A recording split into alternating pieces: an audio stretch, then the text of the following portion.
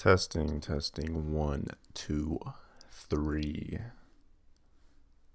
Testing, 1, 2, 3. Alrighty.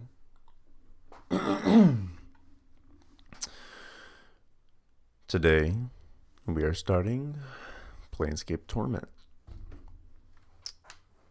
This game I've been wanting to play, and I thought I played it for like an hour. No, played it for like 30 minutes, and I was like, I kind of want to record or stream this game.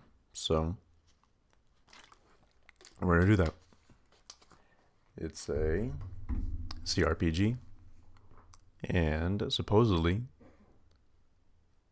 don't worry about that, supposedly it's a very philosophical game and very, very cray-cray. Sorry if you hear like any screaming or like clawing in the background. Don't worry about that. So I'm gonna show you guys the intro cinematic. I'm gonna act like I've never seen it before. Here we go.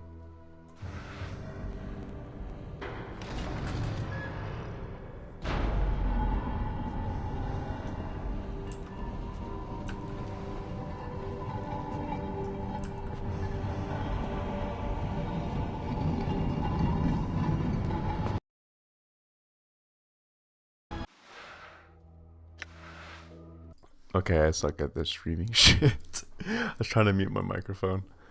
Okay, we'll mute it. We'll mute ahead of time. Okay, rewind, erase your brain, act like you didn't just see that.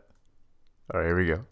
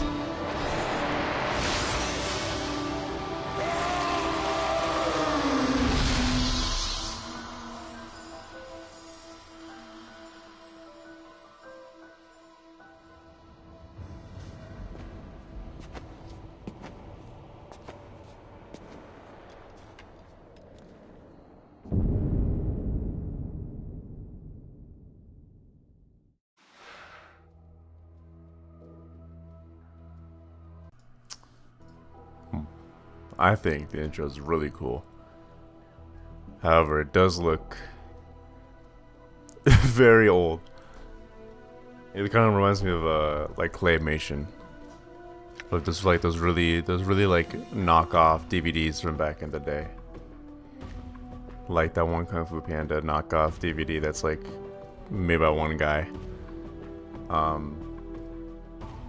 Just like because of like the quietest house and like no audio treatment, like you're gonna hear every sound. You're gonna hear every cough and sneeze and creak and crack, and I don't know what to do about that at the moment. But we'll figure it out. I need like a little stream deck or something because like I can't mute my mic while I'm tabbed in for some reason.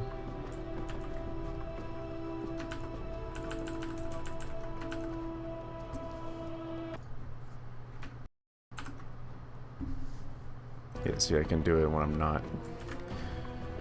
Whatever.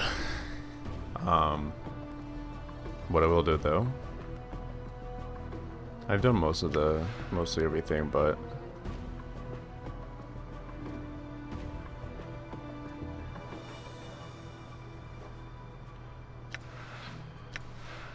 well, anyway, I played for about 30 minutes. At that point, I decided I wanted to record it or stream it. I decided on streaming it because I don't want to edit. So, first of all, cool ass menu. So like when you highlight it, it tells you what it actually means, but it's like the abyss, alter senses, select life, which I think is pretty cool. Resume life. That one's kind of that one's kind of on the nose. I feel like I should like say like continue life, or like, and then new life should be like reborn. But I still think it's a cool concept. My goal with this stream, everyone as in all 0 of you, I want to read the entire thing. There's not that much voice acting, only for the first sentence or so for every character, some minor words. I want to base it off of that and my own sort of like intuition and try to voice act everything. I'm gonna try, but I'm not gonna try, you know, especially since it's 11 o'clock at night and my dad's sleeping. So here we go. So we start as the nameless one. As with the intro, there's really, the character creation I think is pretty limited, because you're sort of supposed to be finding out who you are. So from what I've researched, it's based on the same engine as Baldur's Gate. It's a AD&D. However, this game's way more dialogue and choice based. So we're going to kind of delve into that aspect of the game. So what I was told was intelligence, wisdom, and charisma are all sort of the dialogue choice stats. And because you could play the game mostly without doing any combat, there's really no point in doing everything else. So we're just going to, in order, pump intelligence, wisdom, and charisma. If I were to be more combat based, I'd probably do like just strength, just hack shit. The club, go oonga boonga. Your guy looks. What's really weird about this game is, it looks like it's like futuristic, but also like ancient tribal, which I think looks really cool. Even when I want to hear how I sound.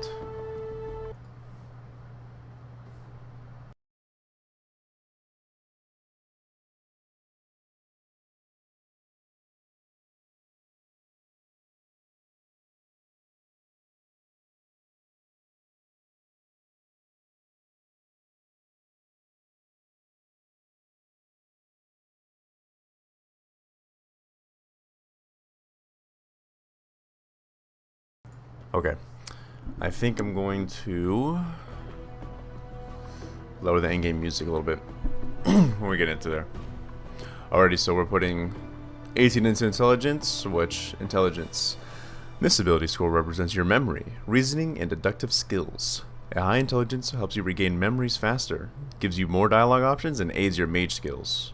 You possess genius level intelligence. If we could name our character, we'd be Einstein or Mr. Hawking.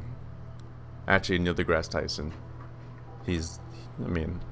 Come on, man, he's a genius. Alright, then we have wisdom. This ability score represents your intuition, common sense, and willpower. A high wisdom helps you recall memories and gives you a bonus to experience points. This one sounds like it's broken. Any game that gives you more experience is probably not doing a good job with that part. Your wisdom is of heroic proportions. I mean, wow. Also, look at that guy's hair. He's got a whole bunch of shit in his hair. I mean, and dude, like, everything's degraded but his bones. Like, this dude's got this guy is got some masculine features. Look at that jaw. He's mewing for the camera. He's gonna lock in. And lastly, we got a charisma. This ability score represents your persuasiveness, personal magnetism, and ability to lead.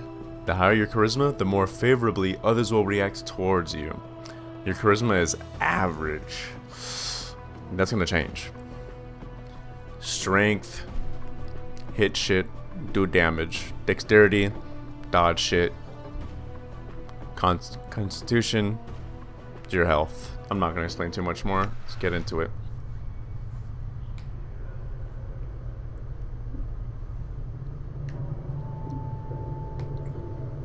Hey, Chief. You okay? You playing corpse or you putting the blinds on the dusties? I thought you were a deader for sure. Alrighty, yo. Who are you? Huh? Who am I? How about you start? Who are you? I'm gonna imagine he's really fucking. I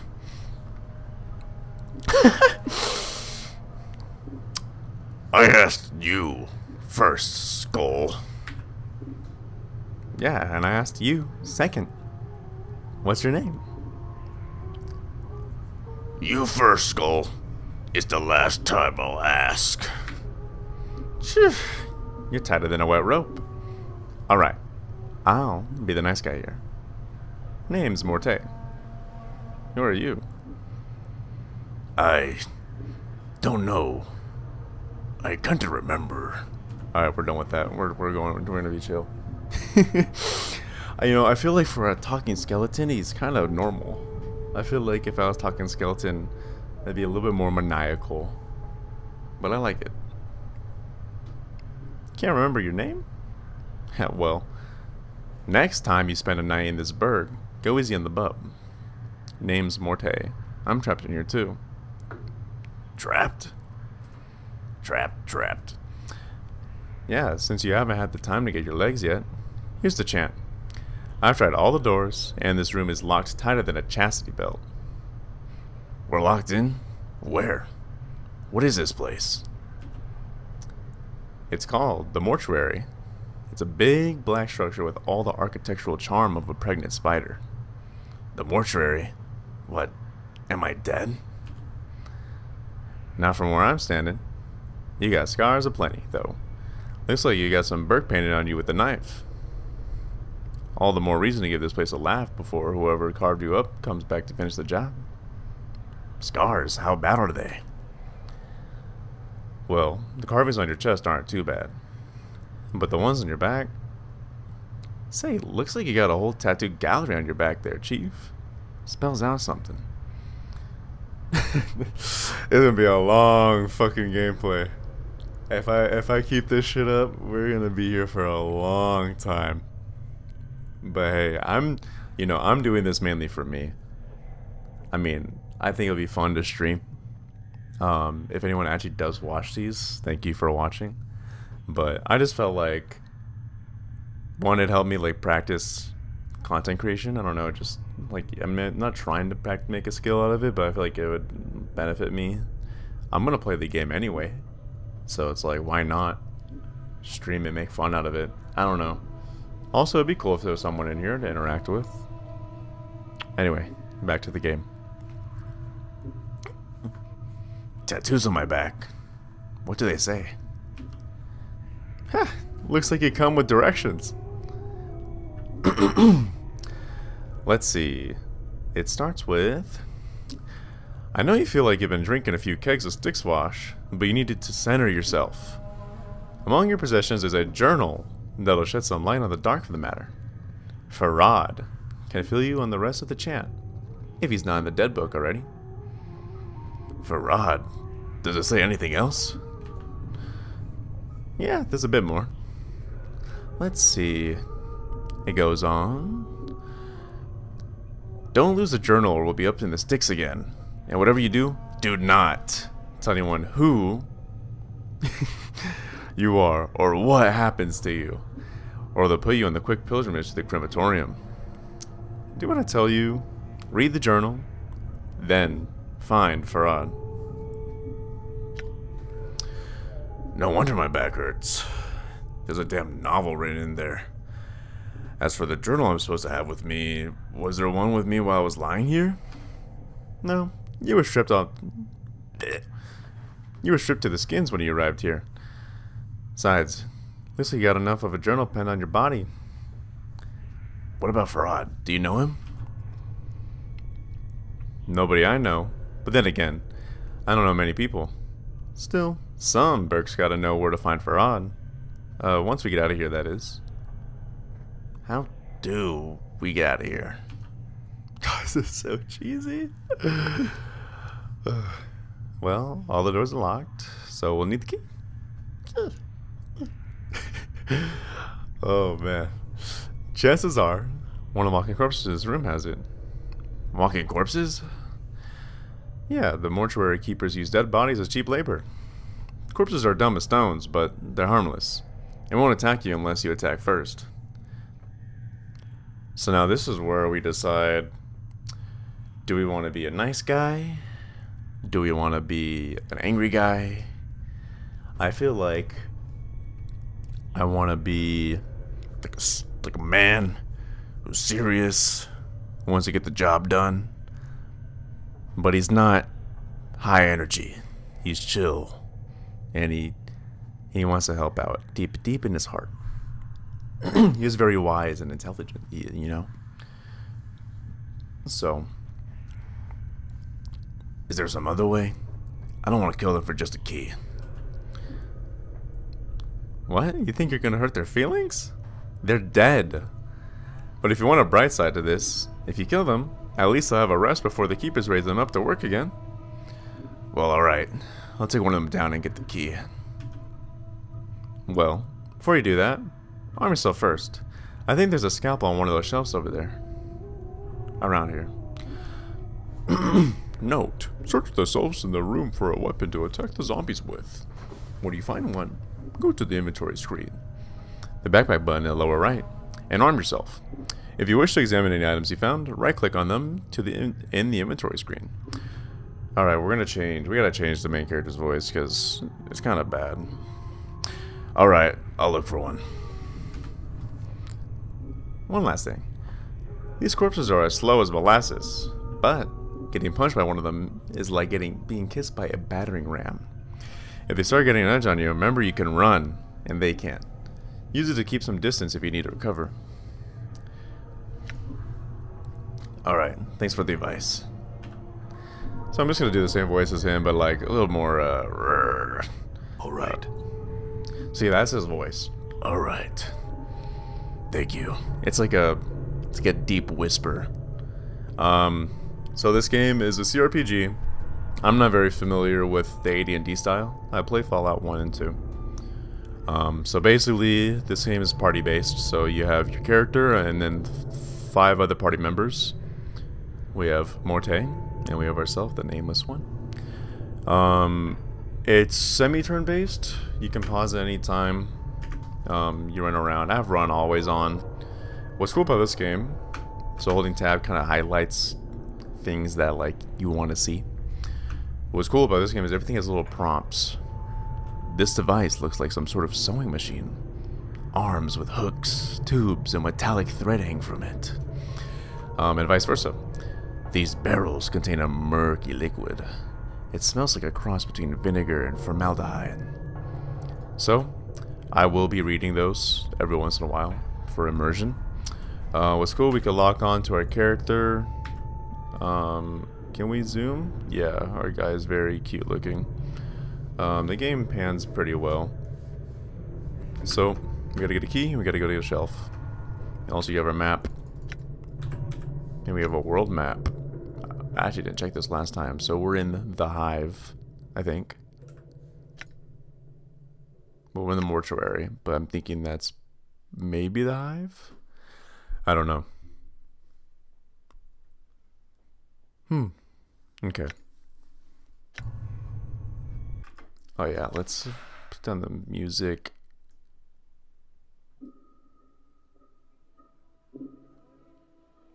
There we go. Also the ambient. See, it's still a little... There we go. Okay. Actually, in ambience...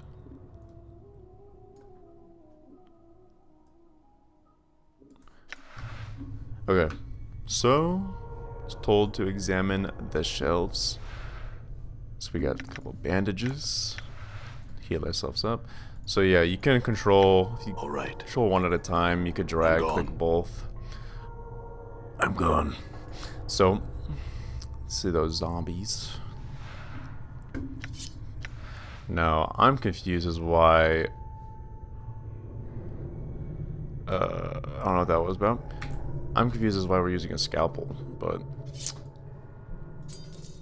So, here's our character menu. We got... coins. We have an eyeball. Don't want to part with that. I would. Well, I mean, oh, he says to part. Don't want to part with that. It's a weird way of saying that you don't want it removed, but yeah, he has an eyeball. What's cool about this game, looks like you just fucking, you wear jewelry and shit and tattoos. We got armor class and our hit points and all that mumbo jumbo. Our bandages. I think it's very cool. I like all the menus.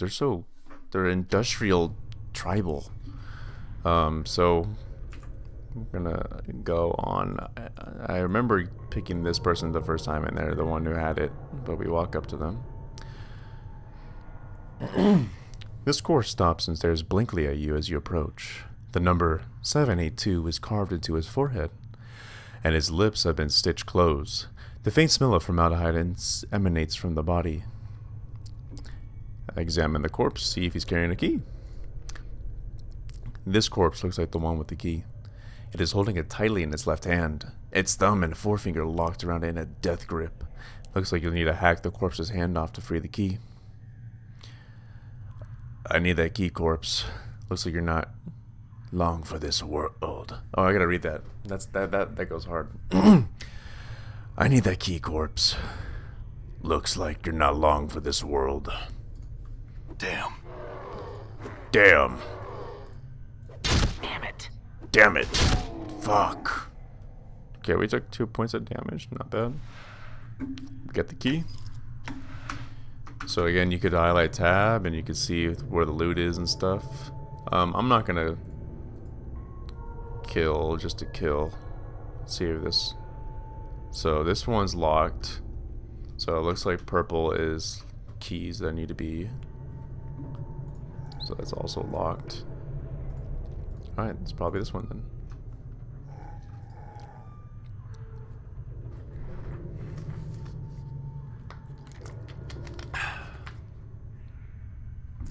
Psst. Some advice, Chief?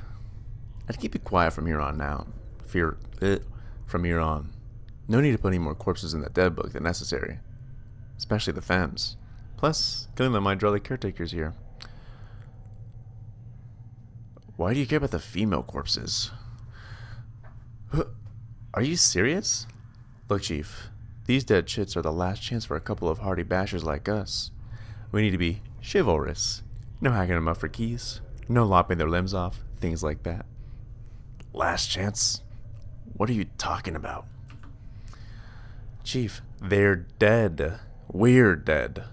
See where I'm going? Eh? You can't be serious. Chief, we already got an opening line with these limping ladies. We've all died at least once. We'll have something to talk about. They'll appreciate men with our kind of death experience. Wait, didn't you say before that I'm not dead? Well, alright. You might not be dead, but I am. And from where I'm standing, I wouldn't mind sharing a coffin with some of these fine, sinewy cadavers I see here. Morty starts clacking his teeth, as in anticipation. Of course, the caretakers would have part with him first, and that's not likely. Who are these caretakers again? They call themselves the Dustmen. You can't miss them. They have an obsession with black and rigor mortis of the face. They're an adult bunch of ghoulish dead worshippers. They believe everyone should die, sooner better than later. I'm confused. Why do these dustmen care if I escape? Weren't you listening? I said that Dusties believe everybody's got to die. Sooner better than later. You think the corpses you've seen are happier in the dead book than out of it?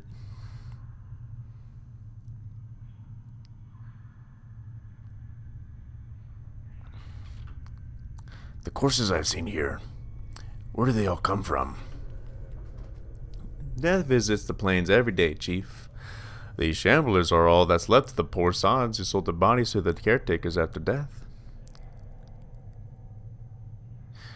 Alright, I'll try to remember that. Look, Chief, obviously you're still a little addled after your kiss with death, so I got 2 bits of advice for you. 1, if you got questions, ask me, alright? Alright, if I have any questions, I'll ask you. 2nd, if you're half as forgetful as you seem to be, start writing stuff down whenever you come across something that might be important. Jot it down so you don't forget. If I had a journal I was supposed to have with me, I'd do that. Start a new one then, Chief. No loss. There's plenty of parchment and ink around here to last you. Alright. It couldn't hurt. I'll make a new one then. Use it to keep track of your movements. If you ever start to get cloudy on important things, like who you are, or more importantly, who I am, use it to refresh your memory. Alright.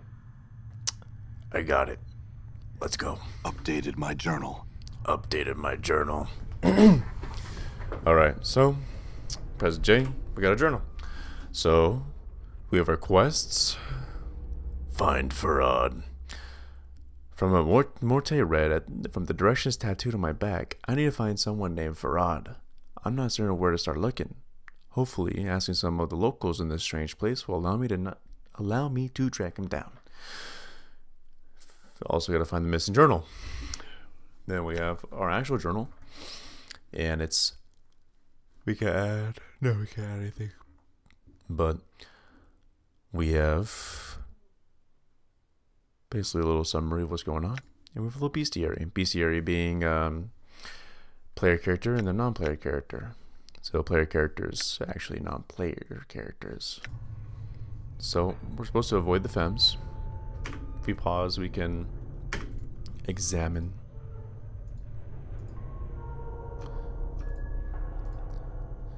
So far, I'm gonna have a hard time voicing this main character, but very interesting in my opinion. Kind of teasing us right now. Let's see if we got any loot. We got a journal, coins, and fist irons. Okay.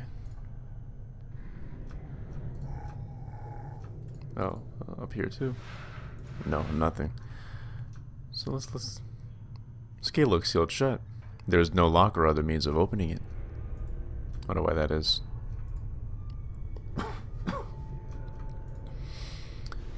Nothing in here either. This corpse has been completely wrapped in bandages like a mummy. Same thing here. Alright, let's fist irons.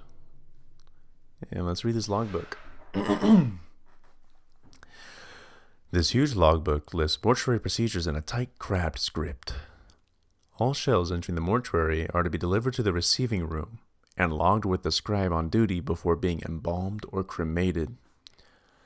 The records are to be checked to determine if the shell is one of the contracted, and if so, do not prepare the shell.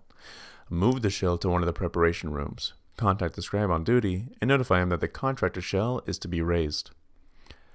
Be certain that a shell is thoroughly stripped of its possessions before being sent to the preparation rooms. The contracted workers are intended for simple manual labor and do not have the capacity to search and strip a shell. The faction is not responsible for any possession of lost items stolen by collectors who have brought the shells to the mortuary. It reminds me of like those commercials on like antenna TV. The faction is not responsible for any possessions of lost items stolen by the collectors who have brought the shells to the mortuary. Thank you very much. The shell's possessions are to be stored in the receiving room until an initiate can be sent to claim them. Please catalog all possessions in the logbook. So then you're like, oh, well, hopefully we can find our shit.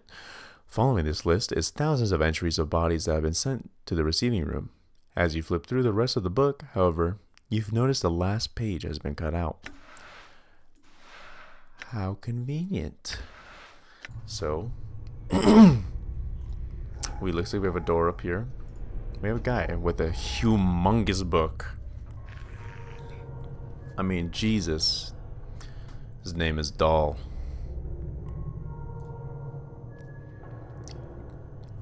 The scribe looks very old. His skin is wrinkled and has a slight trace of yellow, like old parchment. Charcoal gray eyes lie within an angular face, and a large white beard flows down the front of his robes like a waterfall. His breathing is ragged and irregular, but even his occasional coughing does not slow the scratching of his quill pen. Greetings. Whoa, Chief, what are you doing? I was going to speak with the scribe. You might know something about how to got here. Look, rattling your bone box with Dusty should be the last thing. Before Morte can finish his rant, the scribe begins coughing violently. After a moment or two, the coughing spell dies down, and the scribe's breathing resumes its ragged wheeze.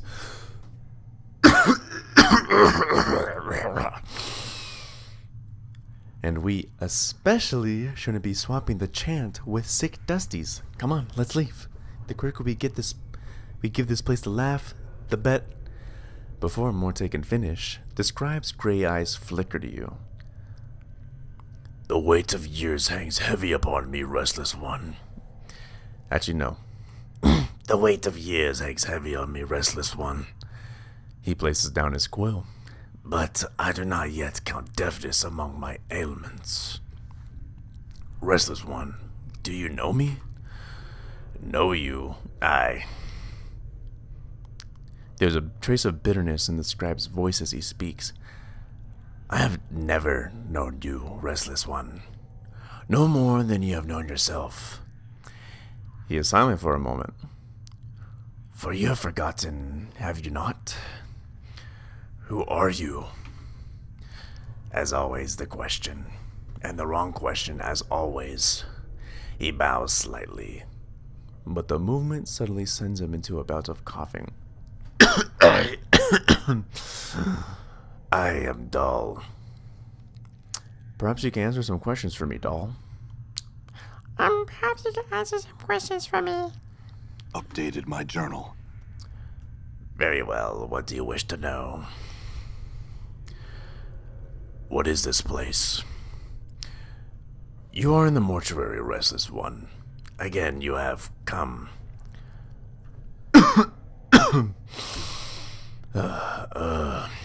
This is the waiting room for those about to depart the shadow of this life. Shadow of this life? Yes, a shadow. You see, restless one, this life. It is not real. Your life, my life. They are shadows, flickerings of what once was. This life is where we end up after we die. And here we remain, trapped, caged, until we can achieve the true death. True death? True death is non-existence. A state devoid of reason, of sensation, of passion. then gives a ragged breath. A state of purity. Sounds like oblivion. Why would anyone want that? Is it worse than remaining in the shadow of what life once was? I think not. God damn, it trained my throat today.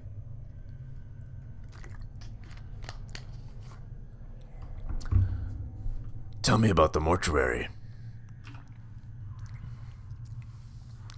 This is where dead are brought to be interred or cremated. It is our responsibility as dustmen to care for the dead. Shit. Those who have left the shadow of life and walked the path of true death. Your wounds must have exacted a heavy toll if you do not recognize this place. It is almost your home. Dustmen? We Dustmen are a faction, a gathering of those of us that recognize the illusion of this life. We await the next life and help others on their journey. Perhaps you can explain why the Dustmen want me dead? Redo. It is said there are souls who can never attain the true death. Death has forsaken them, and their name shall never be penned in the dead book. To awake from death as you have done suggests you are one of these souls. Your existence is unacceptable to our faction. Unacceptable. That doesn't sound like it leaves me in a good position. You must understand, your existence is blasphemy to them. Many of our faction would order you cremated if they were aware of your affliction. You're a Dustman, but you don't seem to be in favor of killing me. Why not? Because forcing our beliefs upon you is not just. You must give up this shadow of life on your own, not because we force you to. Doll looks about to break in another coughing jag, but he manages to hold it in with some effort. As long as I remain at my post, I will protect your right to search for your own truth. What is your post? I am a scribe, a cataloger of all the shells that come to this mortuary. As long as a stream of corpses flows through the mortuary, I shall remain at my post. You say you have seen me more than once.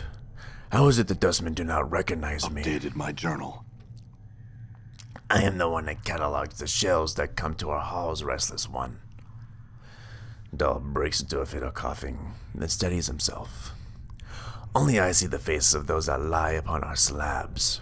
The dark of your existence lies safe with me. I had some other questions. Very well. What do you wish to know? God damn, there's a lot of fucking dialogue. This is some good fucking practice right here. Ooh, excuse me. Alright. How did I get here? Your moldy chariot ferried you to the mortuary, Restless One. You would think you were royalty based on the number of loyal subjects that lay stinking and festering upon the cart that carried you. I arrived here on a cart. Updated my journal. Yes. Your body was somewhere in the middle of the heap, sharing its fluids with the rest of the mountain of corpses. Your Senchal Farad was, as always, pleased to accept a few multi-coppers to dump a lot of you at the mortuary gate. Doesn't sound like you like Farad much. There are some I respect, Restless One. Dahl takes a ragged breath and steadies himself. By the way, I'm done with the coughing and shit, because I imagine it's loud, and it is hurting my throat. Farad is not one of them. He wears his ill repute like a badge of honor, and takes liberties with the possessions of the dead. He is a knight of the post, cross-trading filth of the lowest sort. Knight of the post? A knight of the post. A thief. All Farad brings to our walls comes stripped of a little less of their dignity than they possessed in life. Farad takes whatever he may pry from their stiffening fingers. Did this Farad take anything from me? Most likely. You are missing it. Are you missing anything? Especially anything of value? His voice dips as he frowns. Not that Farad would take exception to anything that wasn't physically grafted to your body. And sometimes, even that's not enough to give his greedy mind pause. I am missing my journal. A journal? If it was of any value, then it is likely it lies in Farad's hands. Where can I find this Farad?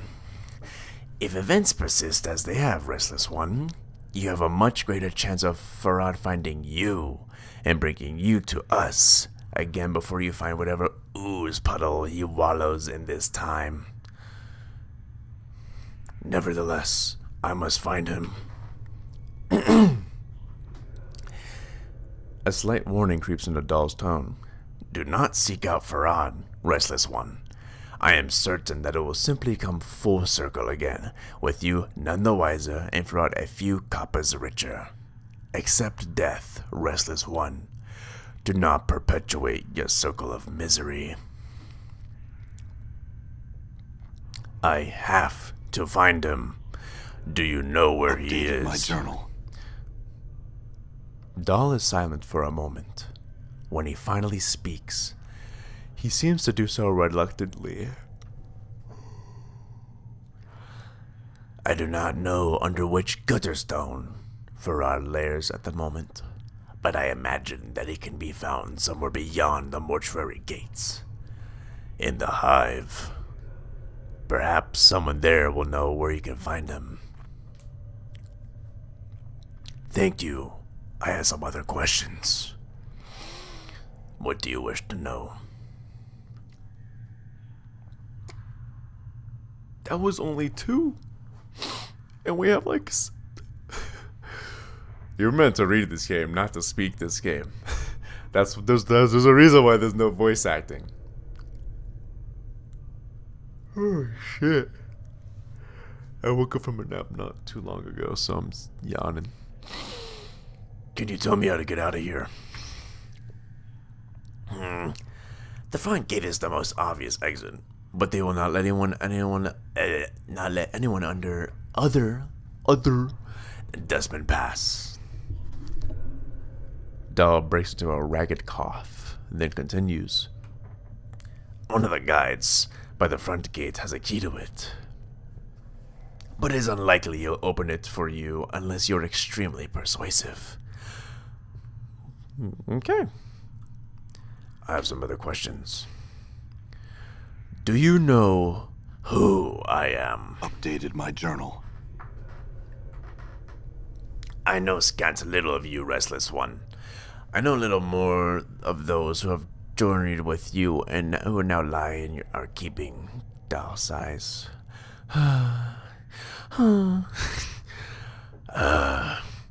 ask that you no longer ask others to join with you, Restless One.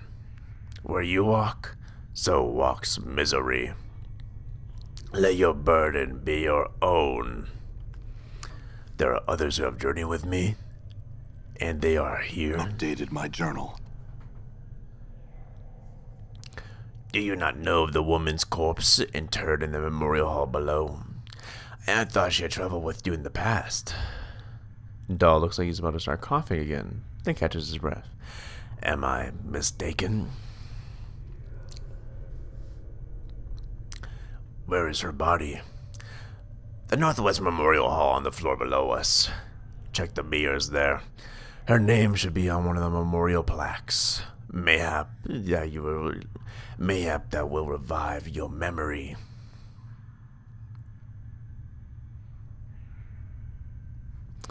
I don't know. I don't recall ever traveling with a woman.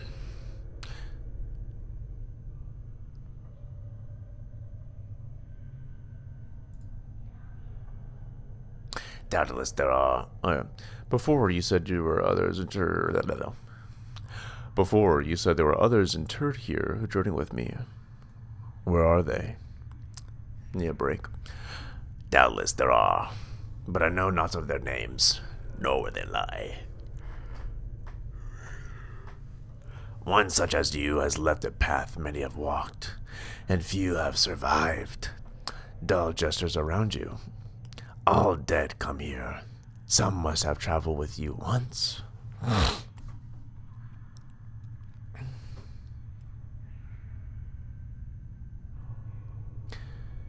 I find no fault with your reasoning.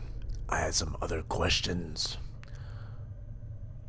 Alright, these few I'm just gonna read. What do you do here? I'm a scribe, a cuddler of all shells. Oh, wait. We already talked about that.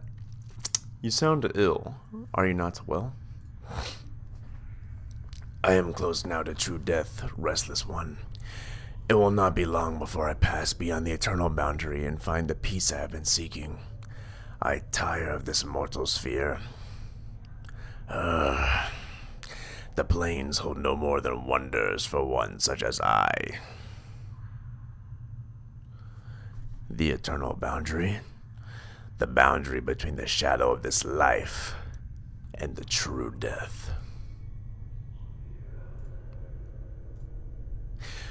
Are you certain? There might be some way I can help you. I do not wish to live forever, nor live again, restless one. I cannot bear it. So be it. Farewell, doll. As you turn to leave, Doll speaks. Know this. I do not envy you, restless one. To be reborn as you would be a curse that I cannot bear. You must come to terms with it.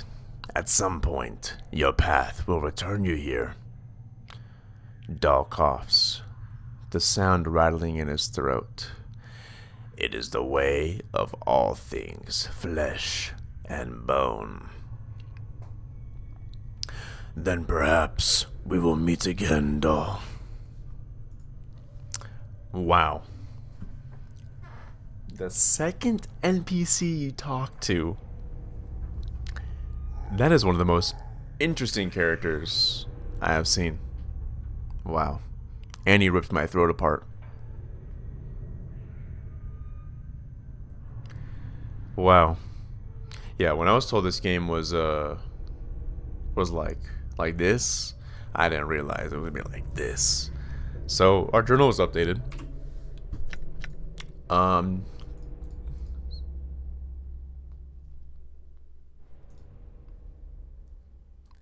So our journal, so we have a lot. So firstly, I met a sickly scribe named Doll in the mortuary. He knew I had forgotten myself before even I spoke to him. Did I know him before I lost my memories? I was hoping to get some answers, but this place seems to breed more and more questions. Doll told me he is the one responsible for keeping my return visits to the mortuary a secret from the rest of the dustmen, since he is the scribe in the receiving room. He is one of the only ones who sees my body when it arrives here. Apparently, Farrar delivered my body here in a cart, along with a heap of other corpses. Was I actually dead when he did this? Doll told me the fraud can be found beyond the mortuary in some place called the Hive. He didn't seem to want me to go hunting for Farad, but then again, he's not the one who's lost his memories and woken up from the dead, so he can keep his opinions to himself. Doll suggests I had asked some of the people in the Hive. So, we gotta find the girl in the mortuary, and then go to the Hive. And that's also the choice we're making, is that we're not keeping our burden to ourselves. We're gonna get that girl. Because, in my opinion, I don't know better. I asked Doll if he knew me, and he responded that he knew little about me, and even less about the companions that had traveled with me in the past. Apparently, their bodies lie in the mortuary. Perhaps seeing them will cause my memories to resurface. Doll told me that one of the women who had driven me interred in the memorial hall on the first floor. So, this place gotta be fucking huge. They're just gonna have all the dead people. If not, then they got some mad organization skills. We're gonna inspect all these. The smell of formaldehyde emanating from this corpse is particularly strong. It smells like it was applied recently, and with good reason. This corpse appears to be in an advanced stage of decay. Her jaw is missing, and some of the flesh has slid off her skull, revealing the number 1072, chiseled into bone. Leave the corpse in peace. Psst. You see the way she was looking at me? Huh? You see that? The way she's following the curve of my occipital bone? What are you talking about? Are you blind? She was counting me out. It was shameless the way she wanted me. This guy is a horn dog. Wanted you to go away, maybe. She was obviously too distracted by me to pay attention to some stupid bobbing head with a big mouth. I wouldn't say that. I would say, I think you and your imagination need some time away from each other. Yeah, whatever. When you've been dead for so long as I have, you know the signals. They may be too subtle for you to pick up on, but that's why I'll be spending my nights with some luscious, recently dead shit while you're standing around going, what's going on? Where's my memories? Whatever, Morte. Let's go.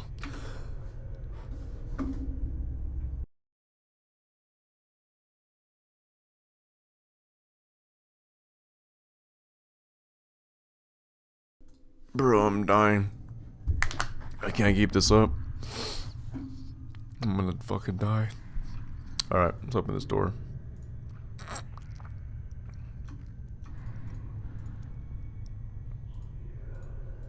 Okay, there's like a little cavity.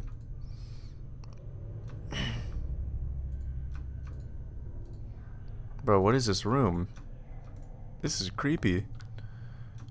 A zombie worker.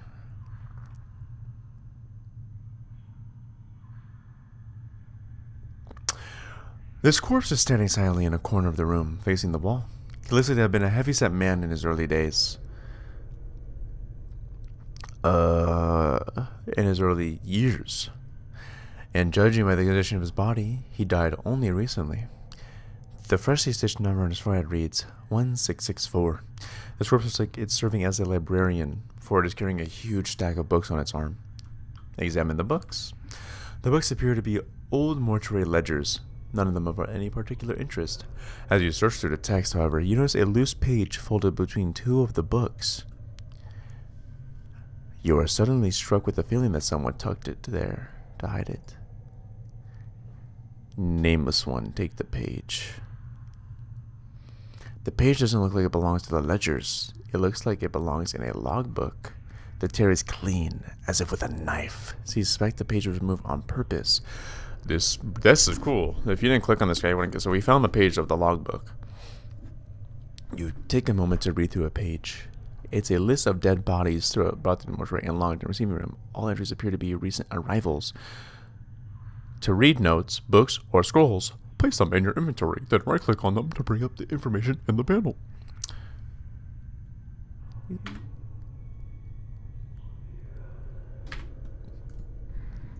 Wait, I want to say... Okay. So, we found the last page. This this ragged page looks like it was cut neatly out of a book. It was written in a tight, cramped script.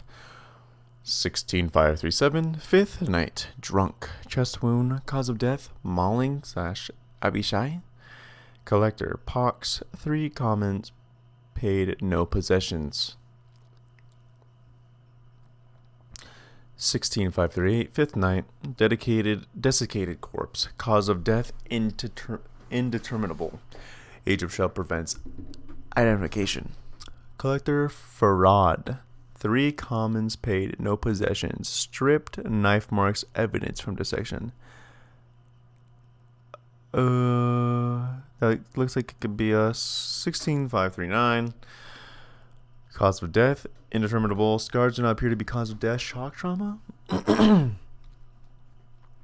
Fist irons, 13 commons, middle table, receiving room.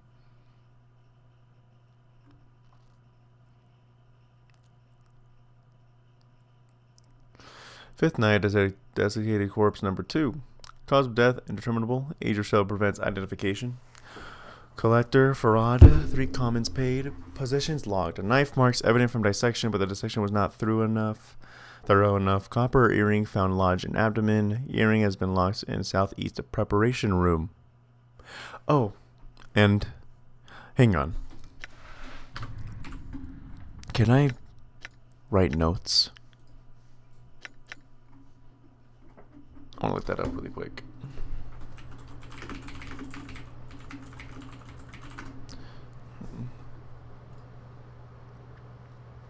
No. Okay, so. Alright, so. Lady first floor. We found. Oh. So.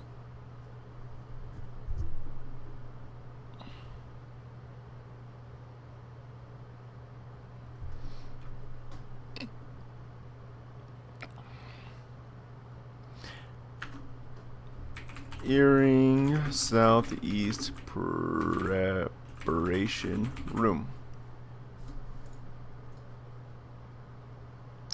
Okay, so we got that noted down. Have an initiate from the third circle examine it. It has a strange markings like those on contractor worker. 79. Whoa, this game is gonna be fucking deep. Fifth night, skeleton. Cause of death, indeterminable. Each or so prevents entry. Collector for rod, commons, pay, no position stripped, knife marks. As with the previous entries, these shells for rod has brought also show signs of having been prepared. I have asked the initiate Emmerich launch an investigation into the matter. Furthermore, entry 164542 is more for rod's gang. I have seen the individual before. I would like to ask member to pay heed to how the man died. 16542. That's the one we just.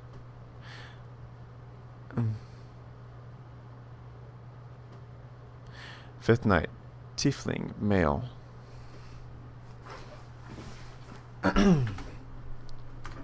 Tiefling and Farad gang. All right. Stripped. Okay. So who's us? I feel like they would have talked about like the fucking scars on our back. Oh, we're from Farad. And we were stripped.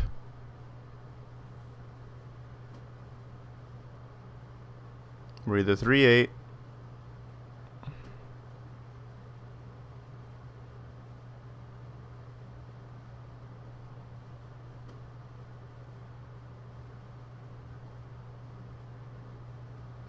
I don't know, but we're keeping this note. It's very interesting to me.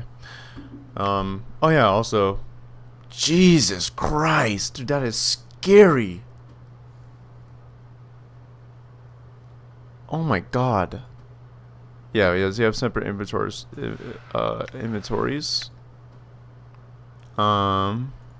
Okay. So this makes me want to talk to all the other zombie workers, so I'm actually going to talk to everyone now.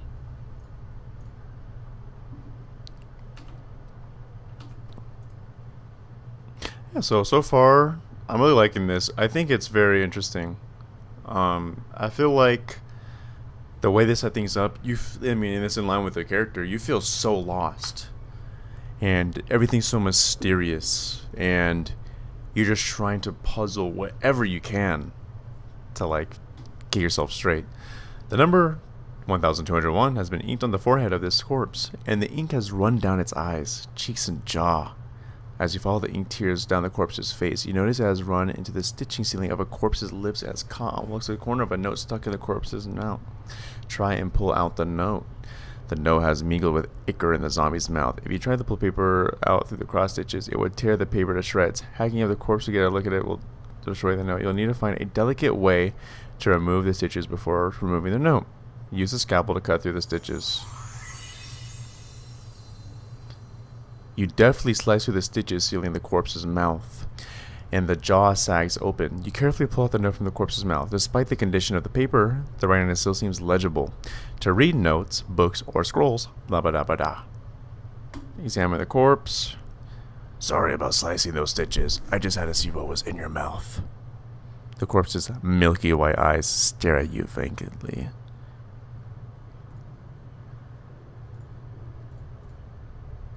Done. Corpses shuffling from slab to slab, bandaging the corpses lying around here. The number 396 is carved into the left temple, and the lips are stitched closed. You notice the corpse is carrying a roll of bandages in its head, and the bandages look usable. Mind if I borrow these bandages? Of course it stares at me. Try and take the bandages. Cool. Got some bandages.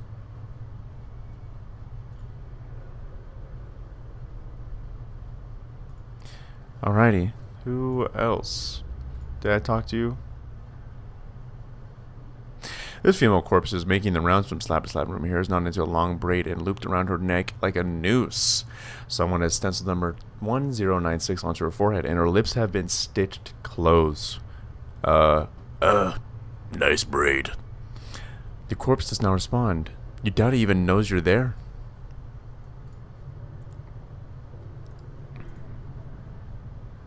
This walking corpse's number is 1094, carved into his forehead. Its mouth has been sewn tightly shut, and the chemical reek of flesh formaldehyde hangs in an overwhelming cloud around it. Despite the pallid, sunken features and lifeless, milky eyes, it is clear this was once a handsome young man. Must be me. So, see anything interesting going on? Corpse again, you stare at you. I don't. Why is you guy able to fucking talk to people? Alright, let's keep talking. Let's talk to this lady or man. This corpse lumbering around in a triangular path. Once it reaches the corners, okay. 965 tattooed on the side of his skull. As you approach, it halts and stares at you. Just gonna keep talking to people. Nasty wound. Farewell.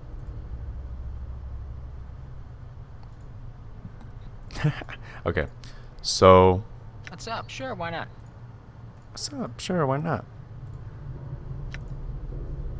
Yeah. Done. Done. Okay, so what do we know? We need to go to the hive.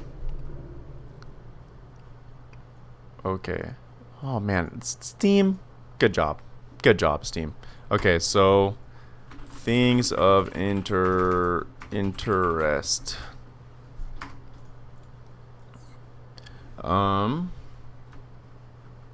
Main objectives.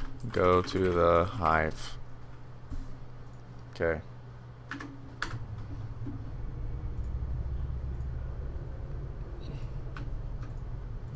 So I don't think we could go inside of anything like here. But we can go over here. Well, nothing on the bottom either. Oh, note from the corpse. This is a foul-smelling note retrieved from the mouth of one of its mortuary zombies. It looks like it was sewn into the corpse's mouth by accident. Despite its condition, the writing is legible. Please, let's make up a voice. Please, to whatever Desmond reads this, I beg of you. I know my legal obligation under the terms of the dead contract, but I am prepared to offer more than my signing fee if you will cremate my body rather than raising it. I have arranged for this note to be left with my body upon my death. If you are reading this, then please use this note as instructed and accept the result in exchange for my contracted duty. Let my contract number serve as the key. Looks like the corpse was too late to prevent the raising, but you notice that beneath the writing is a diagram. It looks like directions for folding the parchment into a strange pattern. Note: if you are ever capable of examining an object further or performing an action on the object outside of the world screen, a Use button will appear for the object on this examine screen. This button allows you to manipulate the item through a dialog screen. If you wish to examine the diagram on this note further, select the Use button below. So, performing action outside the world screen also. Okay. Use. This foul-smelling note has a strange-looking diagram inscribed beneath the writing. It looks as if it's instructing you to fold the corners of the note so their points touch the center. There is a series of strange marks on each corner. One mark on the upper right, 2 marks on the lower right, and 3 marks on the lower left, and no marks on the upper left. Alright, so let's read this out. So it's foul smelling. It looks as if it's instructing you to fold corners on the note so the points touch the center.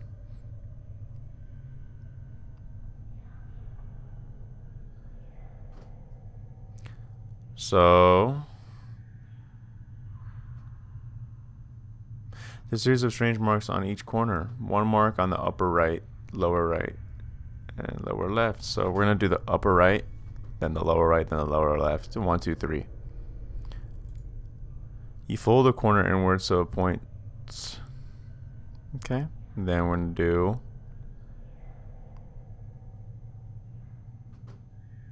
Oh wait, no. Unfold the node. Start again. Actually, no. No.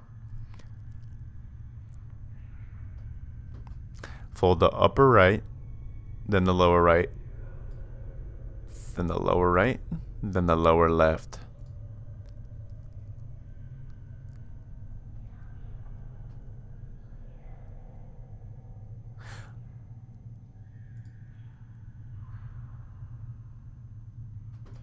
Okay, so maybe it's so you can't start with the upper left.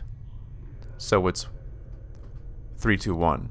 So lower left, lower right, upper right, upper left.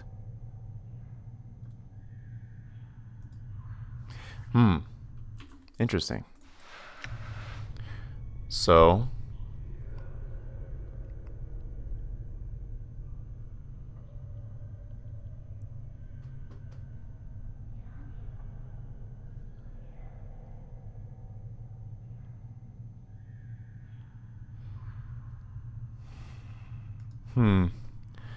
so we can't do upper left.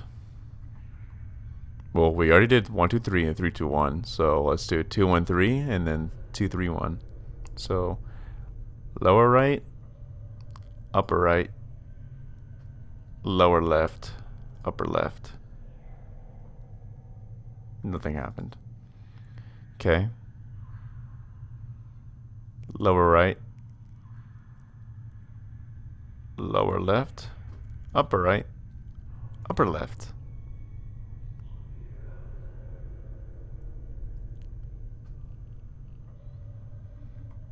Okay.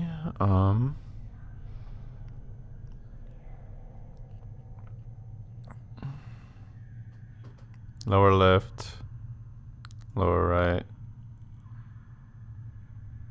upper right, and upper left, then upper left. Man, I don't.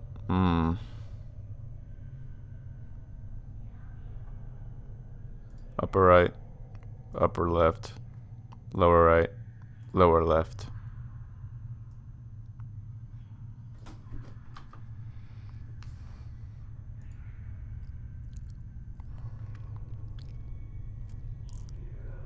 Upper right, upper left, lower left, lower right.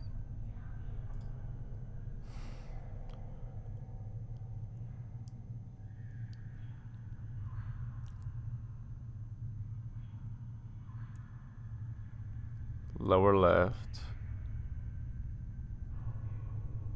lower left, upper right, lower right, upper left. Shit. Okay. Lower left,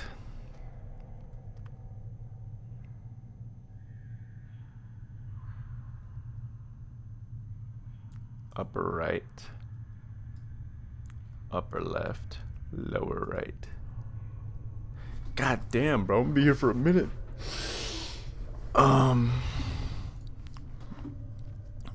Wait. No, I was thinking the corpse number.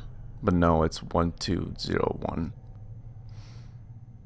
Okay, let's use your brain instead of spamming. One mark on the upper right. I want to get a piece of paper and do this. One mark on the upper right. 2 marks on the lower right. 3 marks on the lower left. No marks on the upper left.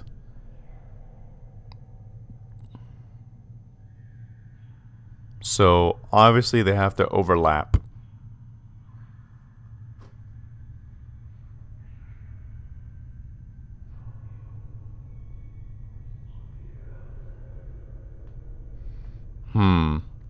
Maybe So what's only clue that we have is that you can't start with the no marks. You have to start with a mark. Doing the last corner, the empty corner last would like make the mark not show. So I'm thinking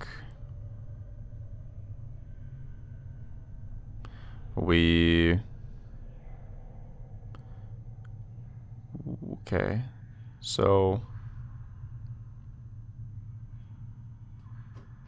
their name is 1201.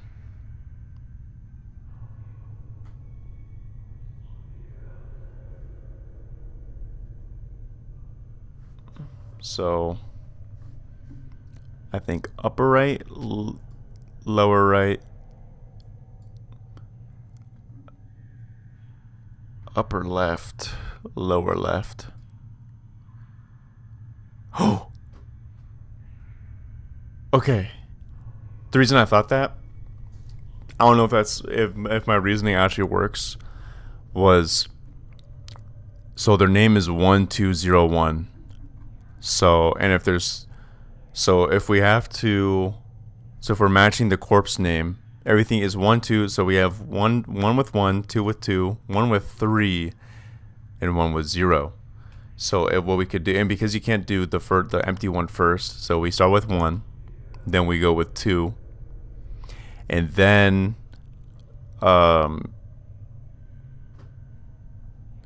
we. So wait, what I do? Upper right, lower right, upper left. Yeah, so then we put so I guess 1 2 0, and then 1 would be.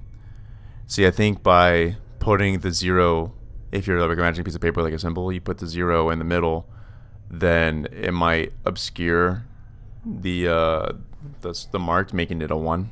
I don't know. It's just some weird shit I imagined in my head, but it worked. Okay, so as you fold the lower left corner inwards, it stays for a moment, and then the other two corners unfold outwards. Nothing happens. So wait, hang on. We did upper right, lower right.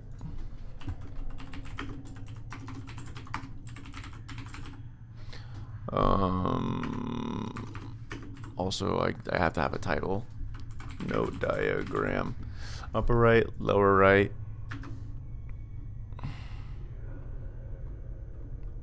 Upper left, lower left.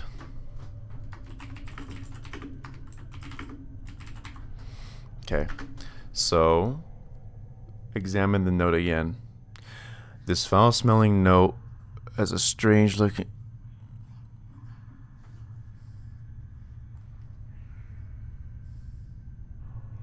It's full of left corner inwards. It stays for a moment. Oh, so wait, I think we fucked up, but like we're close.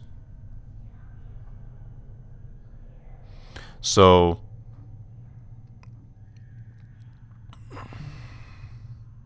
we did a 1 2 3, right? Wait, no, upper.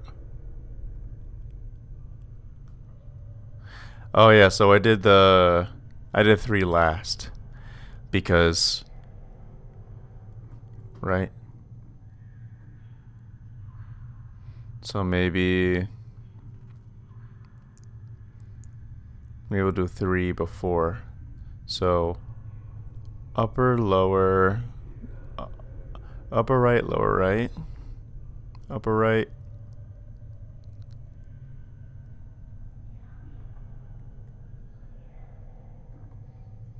upper right, lower right, upper left, lower left. So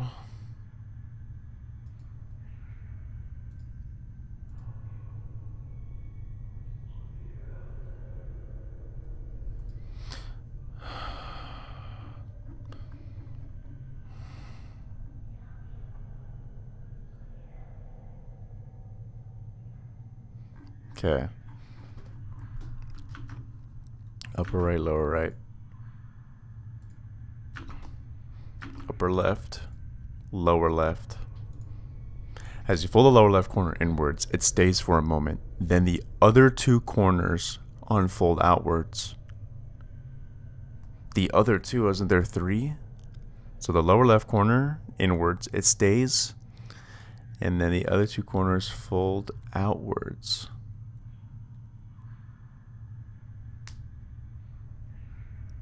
So if it's two other corners, then it's in the lower left. Is the lower left? The lower left is 3. So the one with 3 marks stays. I'm assuming the other two corners are 1 and 2.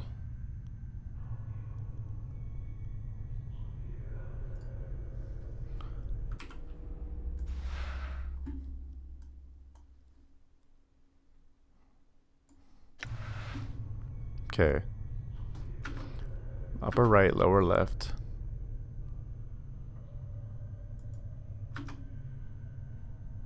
Oh shit, hang on.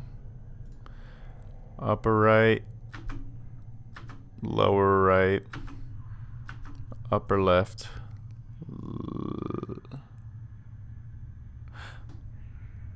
Wait, what the fuck?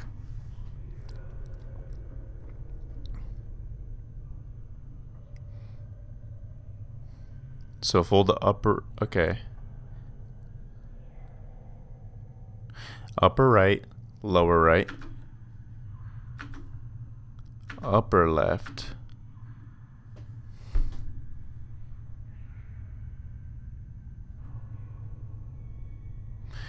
as you fold the upper left inward to the center. Upper left is the none. Back.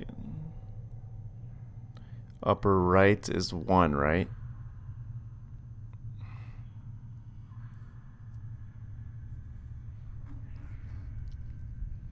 Okay, so I could either fold it back in the center. So wait, we put upper, so we put 1, 2, nothing. And we still have 3 left. So we have 1, 2. Oh, yes. So it's 1, 2, 0, 1. So we put 1, 2, nothing. The 1 folds back out. And we could put it back to the center. I think that's what we need to do. As you fold the upper right corner back to the center, the lower left corners mirrors the action. As you fold the upper right corner back to the center, the lower left corner mirrors the action. And so all the corners touch in the center. You watch for a moment, and the corners of the paper raise up, turning the note into a small, 4-sided paper pyramid. Open the sides of the pyramid. You peel back the sides of the pyramid, and the paper disintegrates to dust. Inside is a small, triangle-shaped earring. It catches the light and gleams brightly. Take the triangle earring. Dude! That was fucking sick!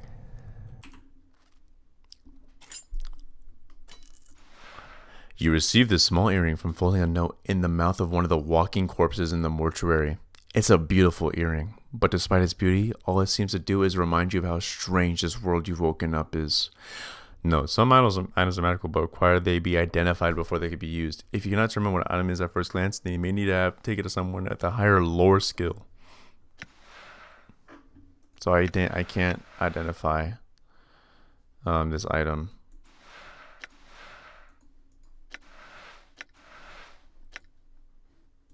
Dude, holy shit. I'm gonna love this game. I'm already in love. That was awesome. I usually don't have patience for shit like that, but I think by streaming, that helped a lot. And oh my god, that was so worth it. That was so cool.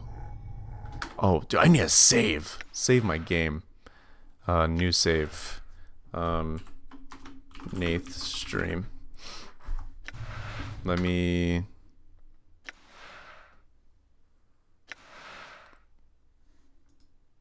Okay, so Nath stream. We can delete these. These are the few minutes I played. Oh, I guess it wasn't a few minutes, but unless these are autosaves. We're gonna save again just to be... That's cool.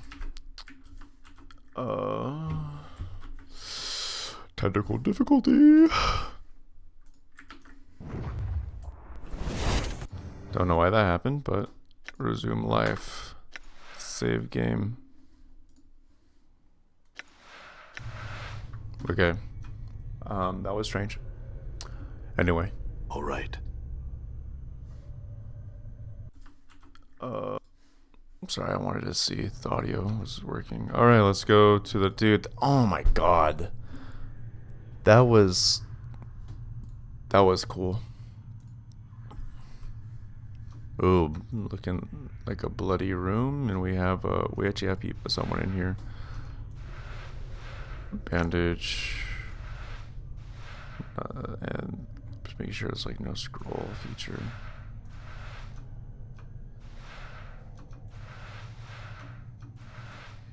Okay, I'm learning that we want to talk to every single one of these zombie workers. This heavily stitched corpse is shuffling lazily back and forth between two slabs. The number 506 has been stitched on his forehead and the side of its neck and its right arm, and in fact, the skin of his peeling corpse has been sewn up with so many stitches, its skin looks like a bizarre street map. Examine the stitches. The stitches encircle the corpse, running from its arms across its chest, up its neck and into the damp mass of white hair. As you follow the crossroad of stitches, you notice someone has jammed a needle into the corpse's forehead. Ugh. The needle is attached to a thread stitching up the side of the skull. You could probably unravel it if you had something to cut the thread. Cut the stitches with your scalpel, then pull out the needle and thread.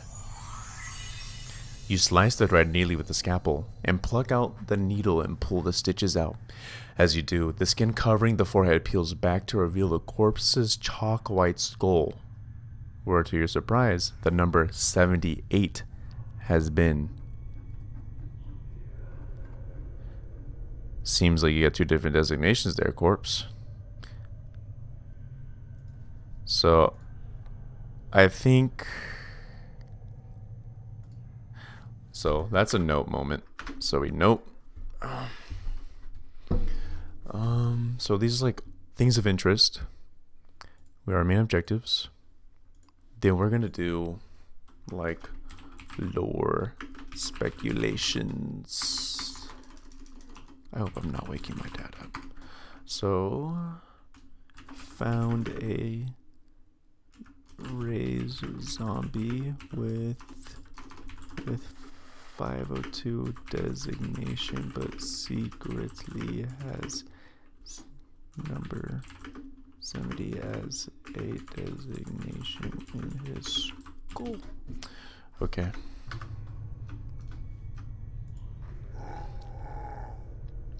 This corpse 95 has stopped dead in his tracks, starting from the condition of his left leg. Looks like he has some sort of tomb rot or corpse mold eaten through his knee. The corpse is wobbling instantly back and forth, trying to keep his balance. Try and help the corpse balance. You reach out for the corpse left arm, help steady as he grabs one over the corpse, only sways to the right. You end up tugging the corpse rather than steadying it. Chief, you might not want... There is a crack from the corpse's left leg, and the body falls like a dead tree. Its torso strikes the stone flagstones and shatters like a rotten melon. Filth and ichor gurgling from the cavity. To your surprise, no one seems to have noticed the corpse's collapse. Not even stranger, the left leg remains standing where the body was, as if at attention. After a moment, the leg falls over with a wet thump. As you gaze upon the putrefied remains of the corpse, you notice that its left arm seems intact. It has snapped from the torso during the fall, and it doesn't appear to have been touched by the tomb rot that spread through the rest of the body. I wonder if I could make use of that arm.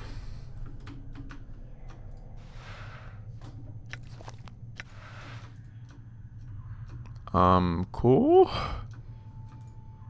Kind of feel like an asshole. These barrels contain a mercury. Oh, we already read that before. Did we just talk to you, right? Just to be double check.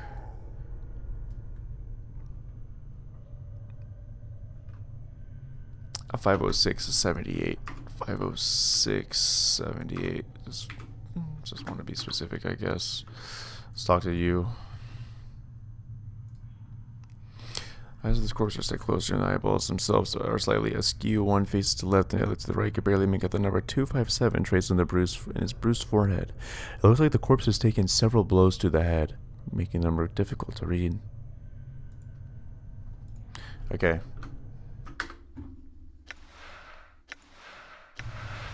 Let's talk to Ivan.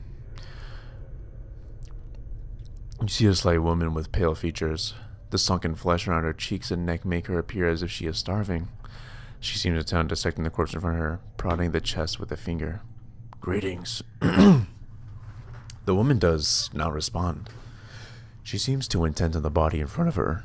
As you watch her work, you suddenly notice her hands. Her fingers are talons. They are darting in and out of the corpse's chest cavity like knives, removing organs. I said, greetings. The woman makes no response. I think the dusty chin might be a short of hearing, Chief. Let's lay off, shall we? Tap the woman, get her attention.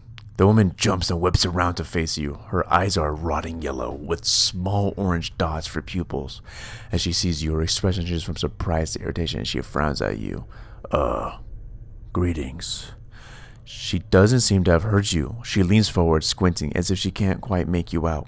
Whatever is wrong with her eyes must make her terribly nearsighted. You. She clacks her taloned fingers together, then makes a strange motion with her hands. Find thread and embalming juice.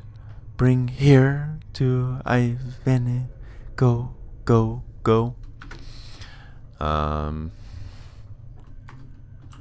Thread and embalming juice to Ivene. No, you have been assigned a quest. Updated my journal. She turns away. She makes no sign that she heard you. What's wrong with her hands? My journal. She's a tiefling, Chief. They got a dash of fiend blood running through their veins. Usually because some ancestors of theirs shared knickers with some demon or another. Makes some of them addled in the head, and usually addled looking too. Okay, so we have a new quest. How long have I been streaming? About an hour and a half. The Nath movie. So far, I'm really digging this game. I hope it's interesting to listen to.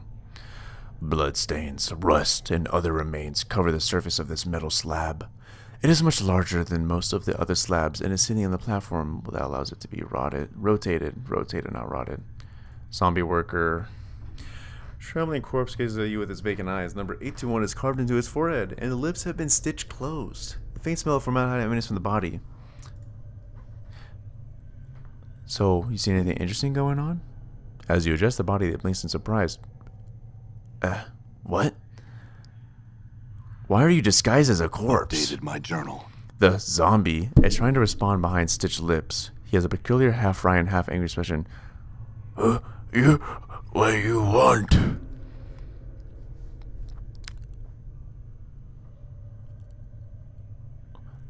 Okay, so we have, I'm looking for a way out of here. Who are you? Tell me who you are. Or I could lie. Why I was looking for you. I'm gonna lie to him. Why I was looking for you. Looking for me? Why? You got message from me? Message from who? You know, messenger, who you?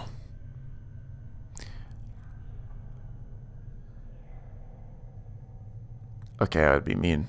I'm asking the questions here, zombie. Tell me who you are, I'll make a disguise of the reality. He seems fine for a moment, then studies your build. A sneer crawls across his face. You try and put me in that book? I have friends in here. You got nobody. You touch me, my friends kill you.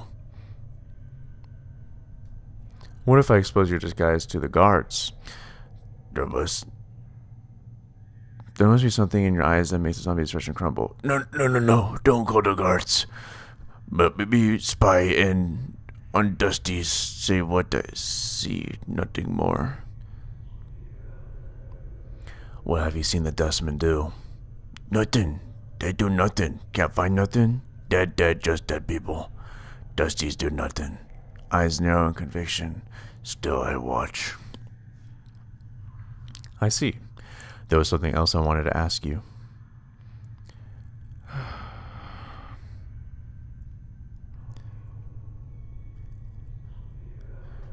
I'm missing a journal. Have you seen it? Dunno. Some burp to you? What? I want to know someone robbed you. Probably what happened. Yeah, I'm looking forward to finding this thief. Look after him.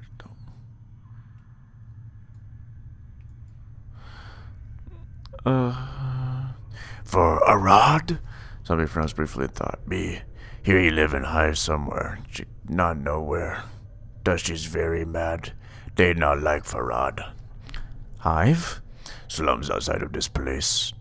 Updated my journal. He's a collector. Brings deaders to Mortray. Sells on the dustbin. Brings lots of deaders. Dusty's not know where he gets deaders. Thinks he put in Burke's in dead book. He's saying Farad Burke has been selling a lot of deaders, corpses to the dustmen. That's what collectors do. They gather their bodies and sell them to the dustmen. Sounds like Farad's been selling many deaders to the dusties and thinks he's putting hivers in the dead book before their hour's up. You know, killing people.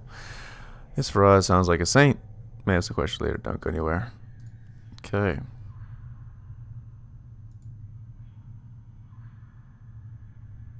Go away, kid. Okay, we already asked him about the journal, Farad. We asked about doll. How'd you get to look like that? Be good at disguise. Me also got scars. Me, we're not some embalming fluid. Me, make good zombie. The zombie googles through stitched lips into Dusty stupid. They're the stupid ones, alright.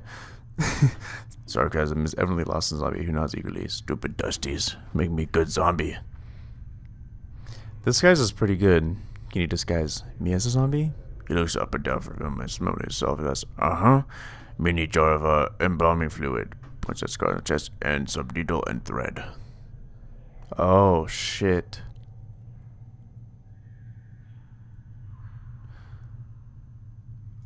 Okay, so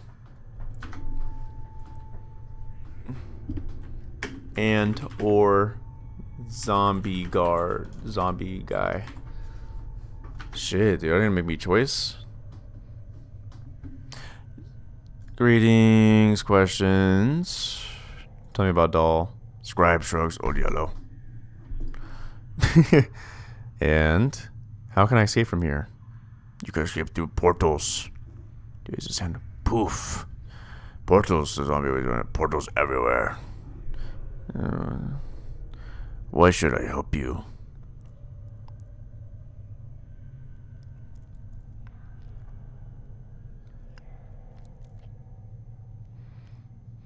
You look like someone who'd much rather disguise himself. Well, actually, let's be nice because I need you. Oh, no. What is it you need? To get a key for me. I want iron key to Embalmer's room.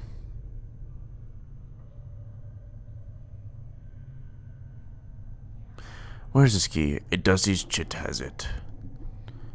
She has yellow eyes.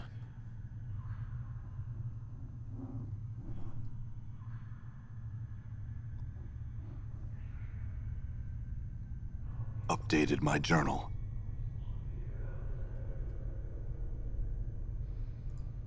Okay.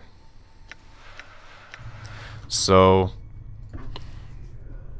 get key from Ivene and or kill her. So I need threaded embalming fluid. So I'm actually going to. I'm not going to go there just right away.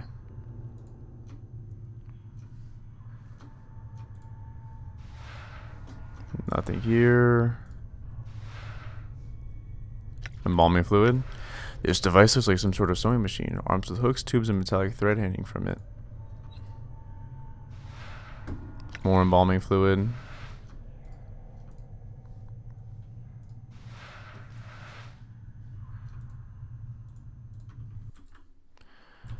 Okay. Looks like downstairs, upstairs. We don't want to go at it. We want to fully explore this floor. This container is locked. Where's my notes? Okay, locked container. Okay, so we have a locked container. We have stairs. We're not going nowhere yet. We need thread, but we do have embalming fluid. Oh, and locked gate. So let's go on the map.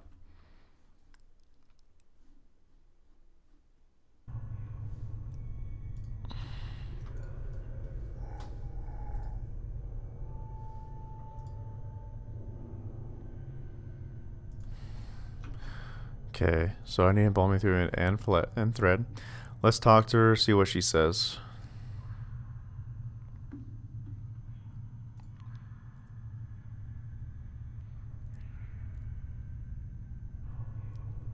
Updated my journal.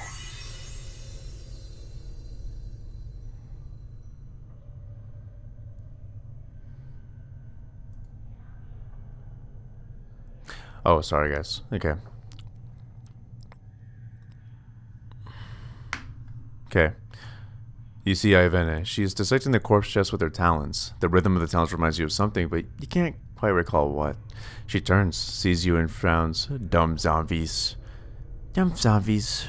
She collects her talon fingers together impatiently, then makes stitching motion with her hands. Find thread and embalming fluid. Bring her, Ivana. Go, go, go. Give her a thread and the embalming fluid. Without missing a beat, Ivana snaps the thread from your hands and hooks it around with her talons, then begins sewing up the corpse's chest. She begins taking the embalming fluid and begins applying a layer to the corpse. Within minutes, she is finished. She clicks her talons and turns to face you. To your surprise, she extends her hand, drags her talons across your arms and chest. Keep playing zombie.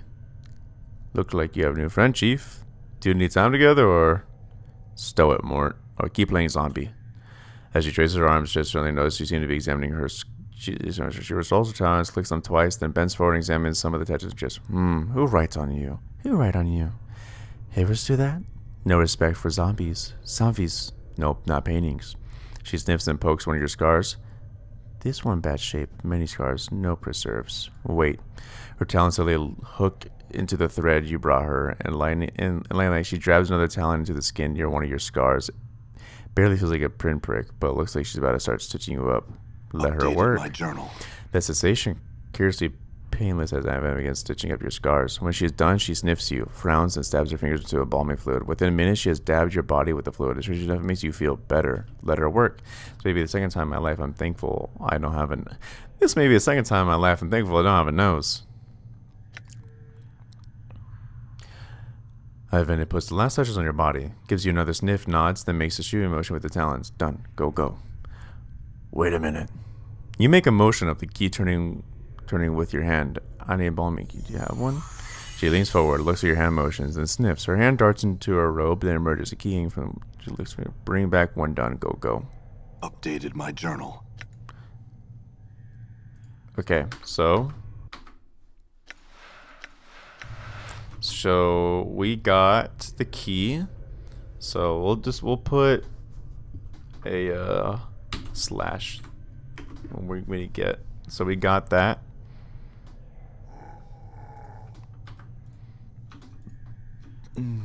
So let's go talk to zombie guy.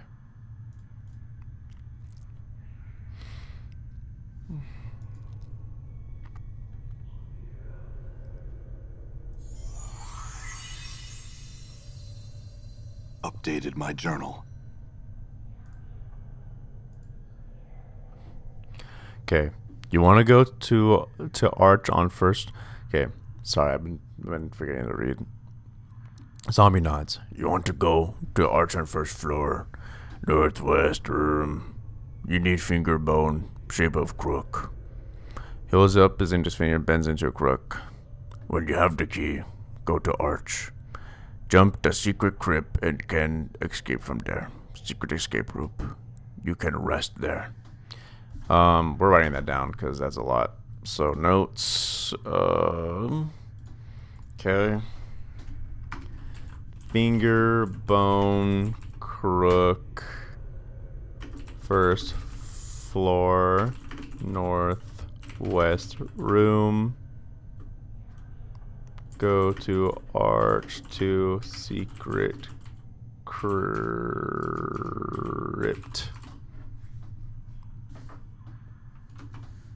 Updated my journal. I'm sure somewhere the storage rooms are up the floor, maybe there. First floor will be the last place we go, so we need to go upstairs first.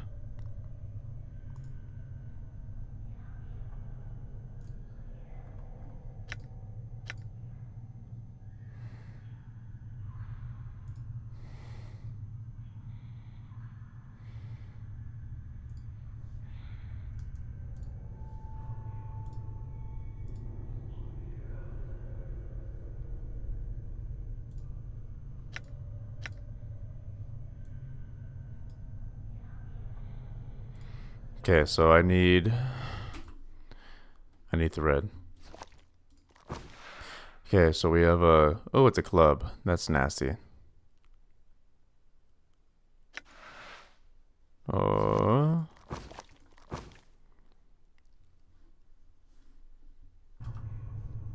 Okay, so I want to go all the way back into the first room.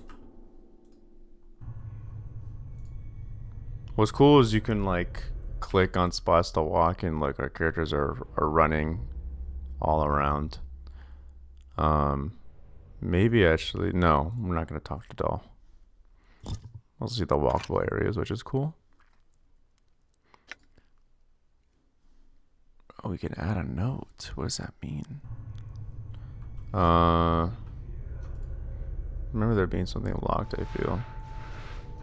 Is this the same, also locked? Yeah, and then this is... So this is locked too. So let's go... Yeah, let's go here. I'm gonna go upstairs. Wow, so this game is really... I mean, I'm kind of getting the heebie-jeebies, but this game is really cool. Partially because like I usually run a fan and like noise in my room, but because I'm streaming, I'm like just talking, so like like right now when I'm talking, like there's no noise, so it's like kind of scary in my house right now. But this game is really cool. I think I'm gonna fucking fall in love with this game. I can just tell it's just one of those types of games. So downstairs. So yeah, we can't go downstairs anyway, and we have a locked gate, a locked container. So we need to... I'm just going to save over to Nath stream.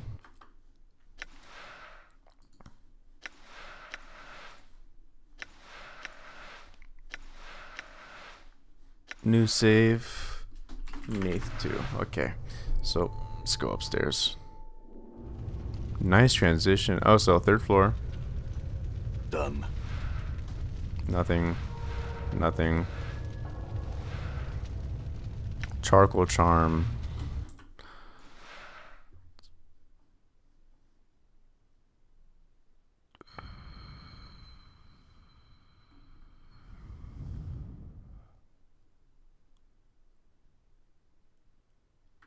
Okay, that's cool.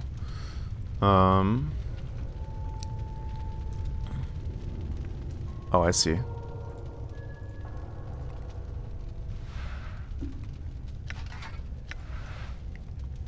Oh, we don't want to talk to that dustman. We want to avoid that guy. See, I need to get that fluid.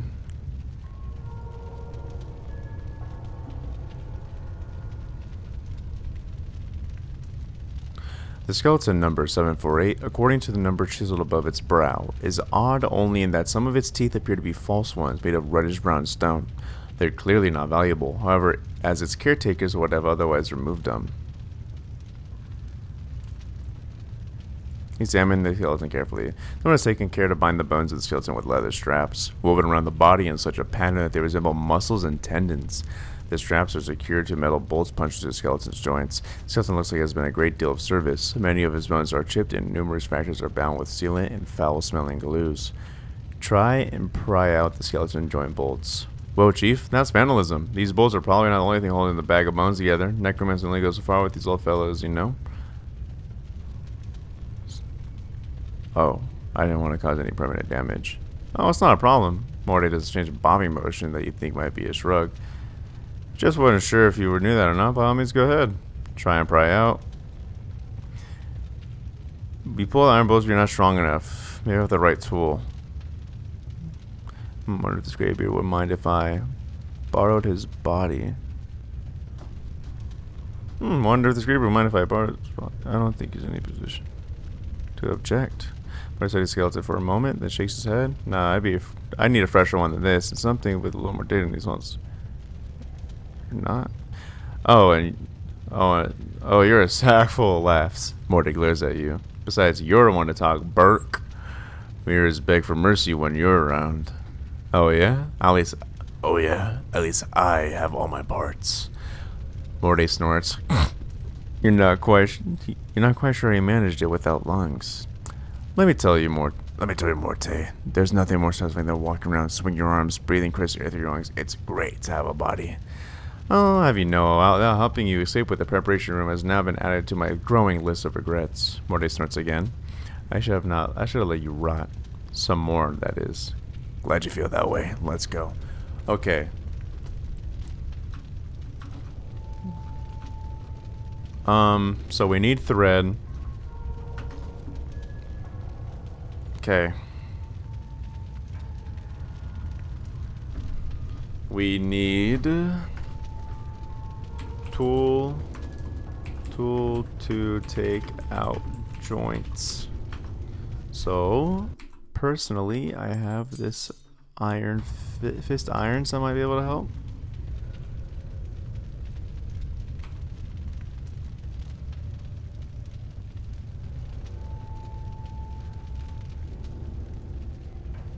Okay.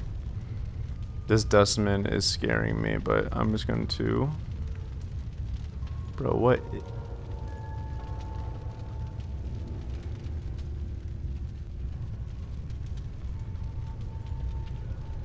So we can't go. So it's like a furnace, so we can't go in there. Another dustman. Thread. Boom. Nope. Nope. Oh shit, oh shit. Go, go, go, go. Okay, we got the needle and thread, so we could disguise ourselves now. We're gonna go to zombie worker. Greetings. Questions. Disguise me as a zombie. Here we go. Oh shit, I misclicked. Greetings, questions, zombie. Here you go.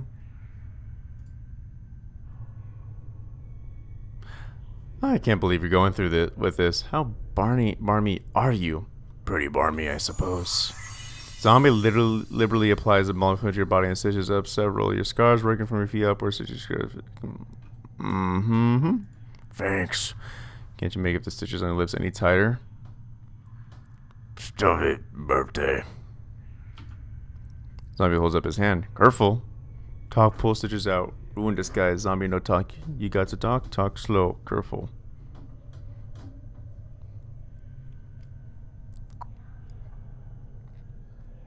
Oh. Updated my journal.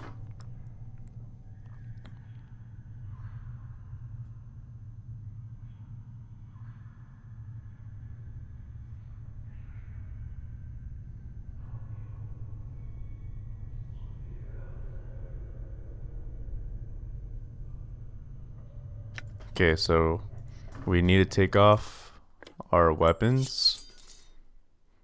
And we need to walk. We could toggle with R, which is cool. So we need to walk now. We have junk left. Okay, so we can save. So we won't last with this, and we have to try not to talk to people. Oh, and so we got the thread for zombie guy.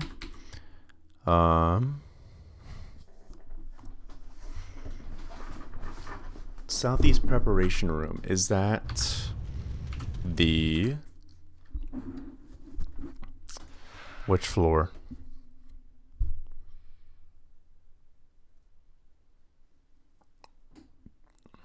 Okay, don't know.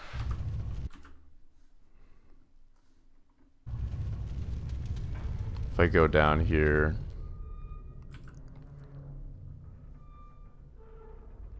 Okay, so it's got to be in a locked container here, right? Southeast preparation room. So, we know it's an earring. Container, earring. Okay, so that's cool. All right. Okay, so let's go up.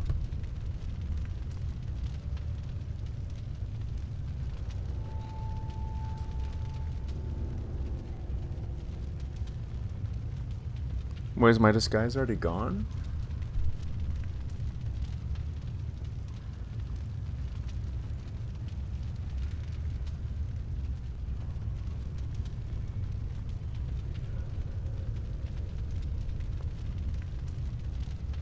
I want to load back a save.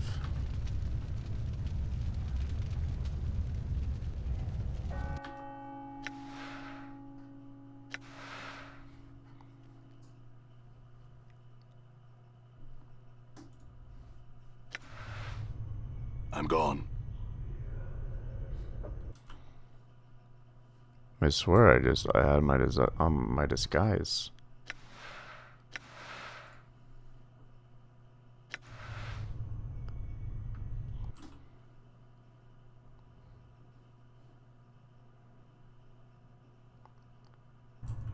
All right.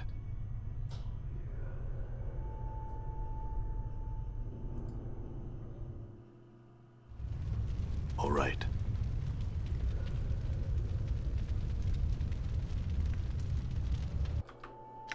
We might as well. Oh, so previous saves get... Okay, that's annoying. Did I do anything? I'm No. gone.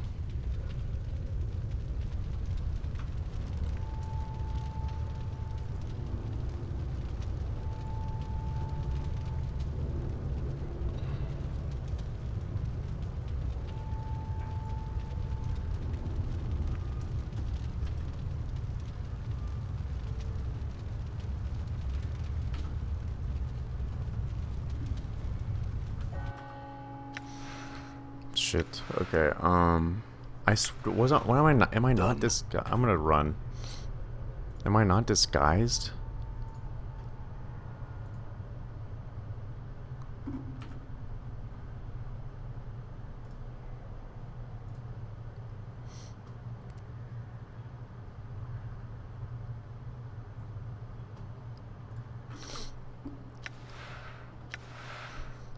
Bro, I thought whatever. All right. Oh no! Don't run. Okay. I'm gone. I don't. Let's just. Let's hug the edge of the room.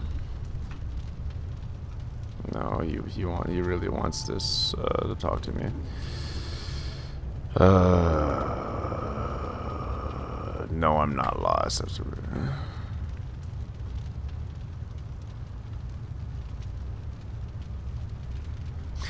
I was here. If you're not lost, what is your business here? I was here for an interment, but there seems to have been a mistake.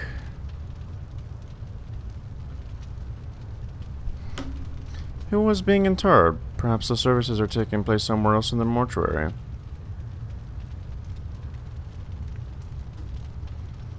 That could be. Where are the other services taking place? Several interment chambers like the perimeter of the mortuary. They follow the curve of the wall on the first second floors. Do you know the name of the deceased? Yes. The name is, Adon.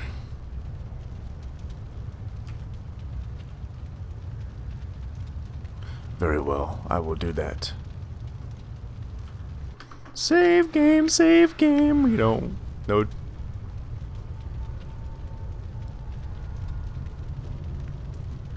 Skeleton seems particularly old. Leather straps binding it are cracked and worn. The word repent has been carefully engraved into the forehead with some amount of skill. A rougher hand later chiseled 996 onto both of its temples. Pardon me, have you seen any skeletons walking around here? Examine the skeleton.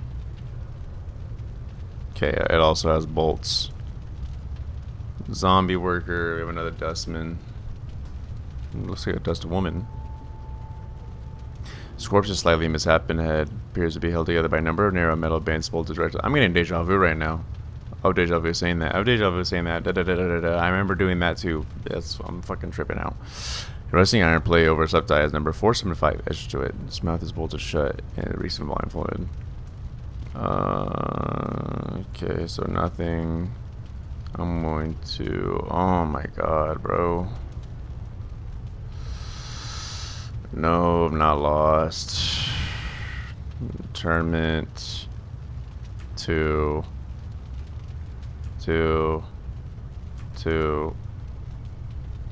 Thank you.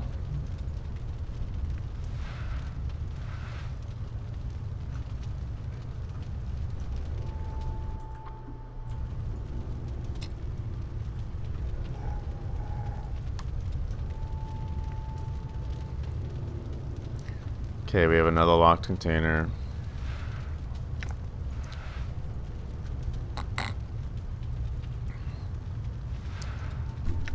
A clot charm. Second floor locked container. Third floor. Okay. Sorry, I'm losing my energy, but I want to finish just like sort of prologue before I stop. We have more charms and a task list. So let's go. Clot charm.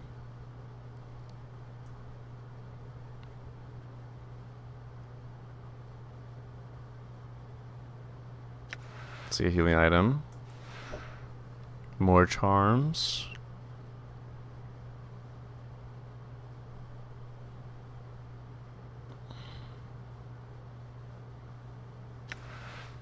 Mortuary task list. Someone has penned a series of tasks in red ink on the scrap parchment.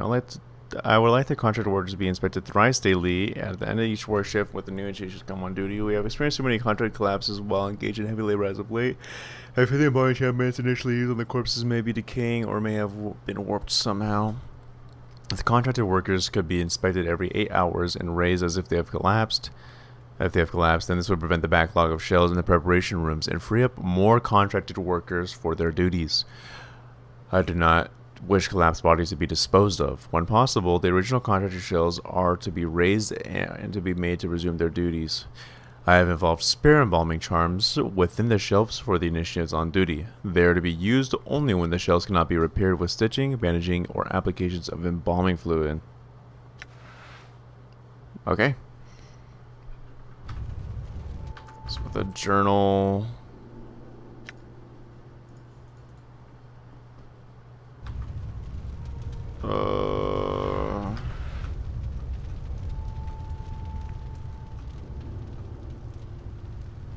Okay, right here. Anything interesting?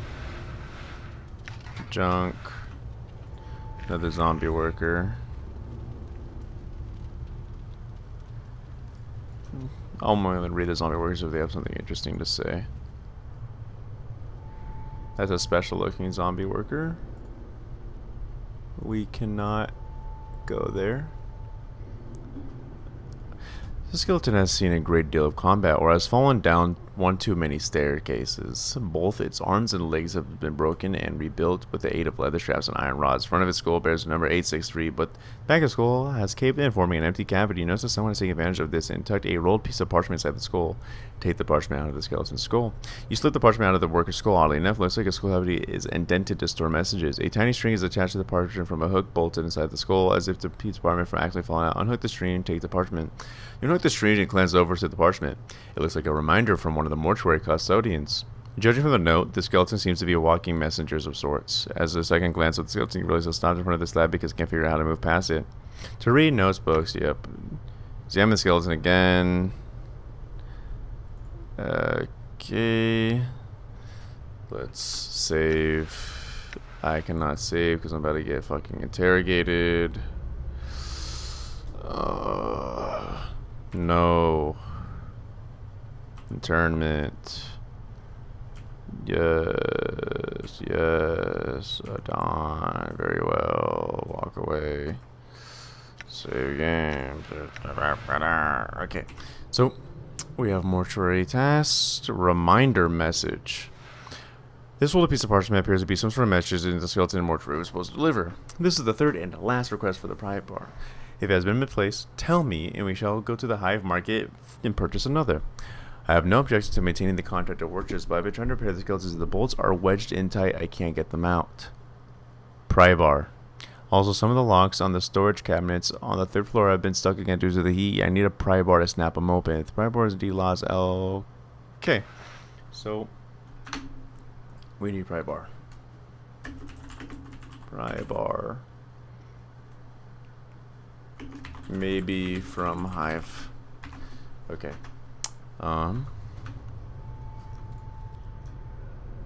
This zombie worker is red, so this number 1146 is carved at the forehead of this walking corpse. Its lips are sewn together with coarse black thread. The entire body is covered in horrible scars, worse even than your own, as if its owner had been burned to death. Its nose, ears, and several digits are missing, presumably charred away in some long ago conflagration. Never heard that word before. As you block its path to get its attention, it stops against you with vacant eyes. So it's just cool looking or something. I don't know. Let's go to the bottom of this room. Talk to this worker. Am I getting followed again?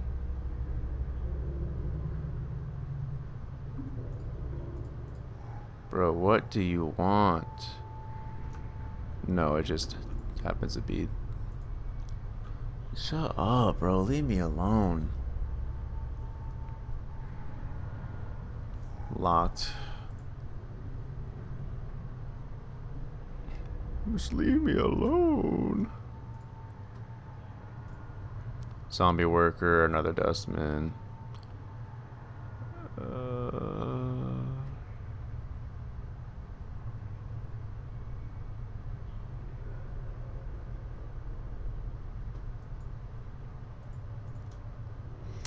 You there, hold.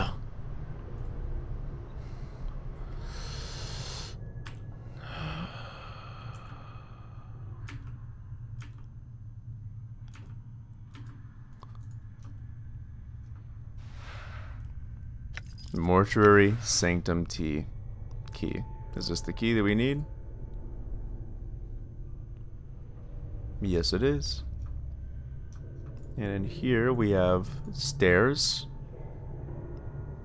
I'm gonna open this. So we have also have these cases. We have a hammer. You might be able to pry out the skeletons with that hammer. Let's read the hammer. Okay, it's talking about crushing skulls. Fucking awesome.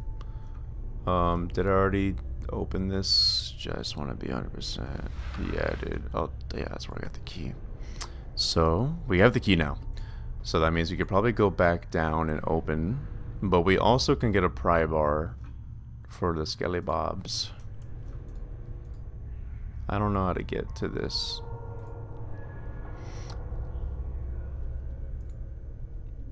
There we go. This is how.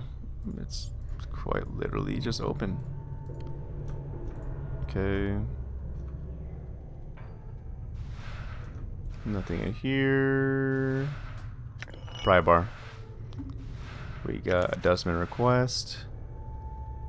This container is locked. Let's talk to these workers. This corpse's meaty head was clearly severed at some point and was hastily sewn back on. Several different sets of stitching, and all various states of unraveling, seem to indicate that the head was constantly being knocked back off and reattached during the course of its work. Number 7 has been cut into the temple, discriminating. The Fang Circle appears to be branded forward. Same in the Fang Circle. Fang Circle looks like it was branded into the corpse's forehead long ago, presumably before it died. It might be a religious icon of some sort. or a rite of passage. You notice that one of its recesses between the inner fangs has a small triangle within it, as if it has some special significance. Interesting. How did that mark down there, Updated my Chorus? journal. Chorus makes no reply. Cool.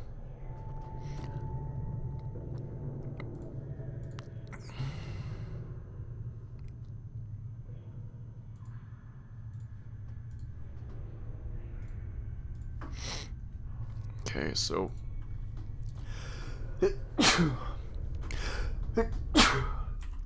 excuse me. Forced it. Open. Boom. I just realized the more you talk, the more fucking your disguise. I'm pretty sure my disguise is already gone. Whatever.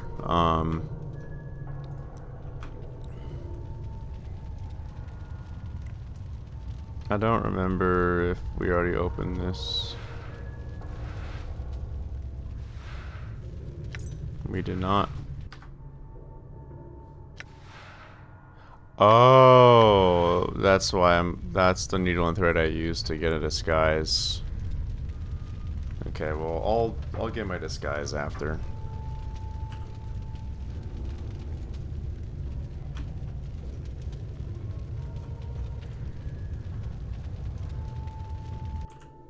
Okay, let's use the pry bar.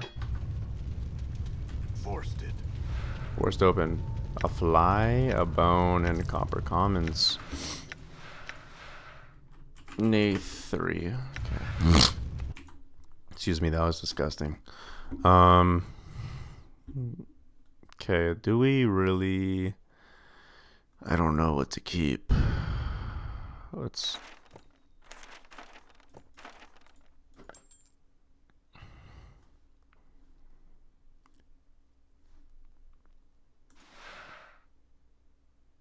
This is the crooked finger.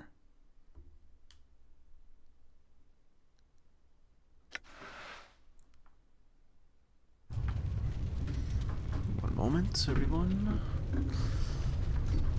We're gonna be right back. I'm a safe scummer.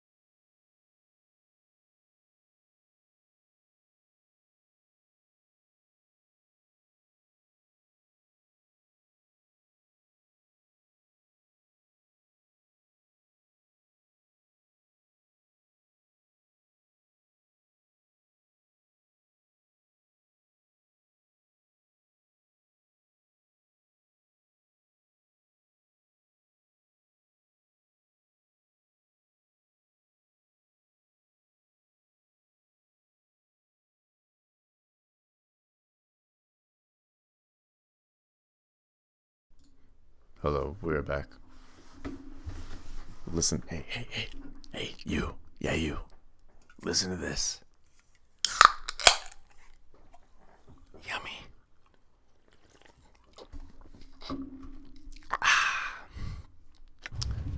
Don't worry, guys, it's not caffeinated. Alright. So we've gone all the locked. Oh, I keep forgetting, like, you can just pan over the entire room. beforehand. So we could go downstairs now.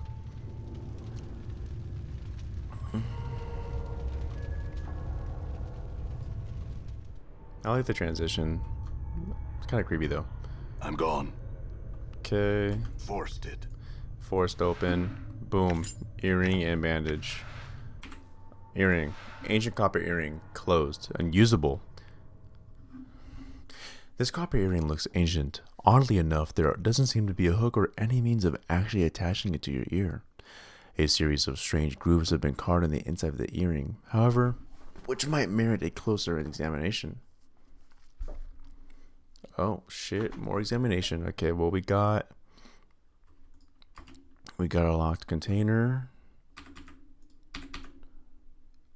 We have to just need to take out joints. We got the earring. Let's use.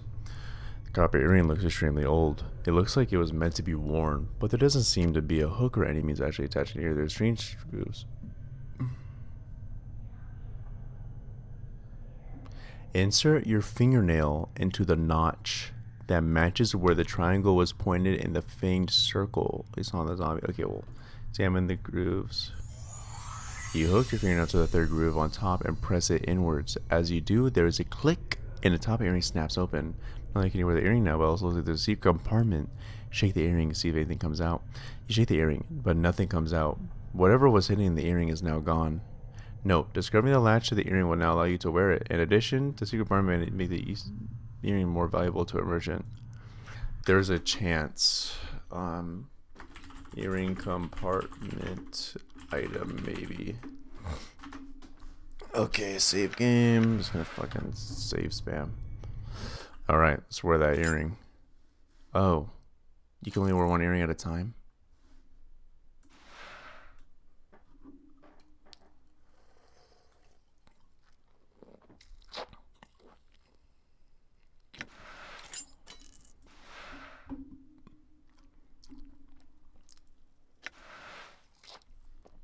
Okay, well, let's put...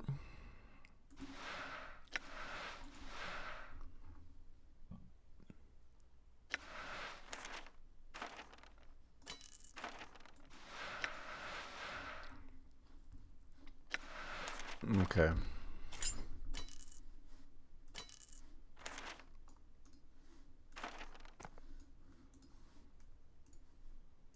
Well, this one's blue, so I'm gonna wear the blue one.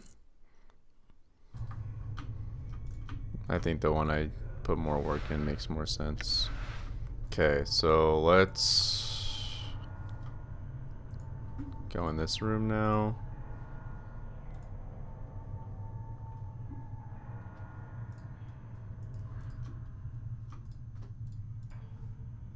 Okay, we're back. We're full circle, baby. So, we have what looks like to be some loot. Cleaning rags and bandages. Okay, we need to sort this out.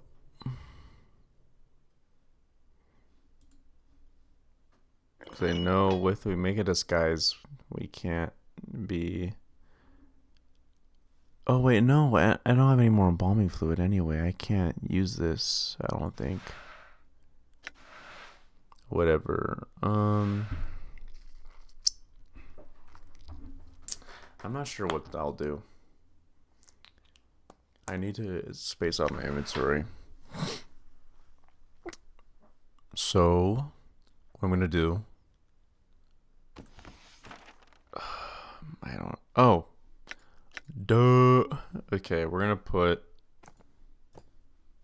all of the charms and just. Well, just gonna put all the junk in his bag, because I don't know if whatever one day he'll just stop talking to me or something, but you know,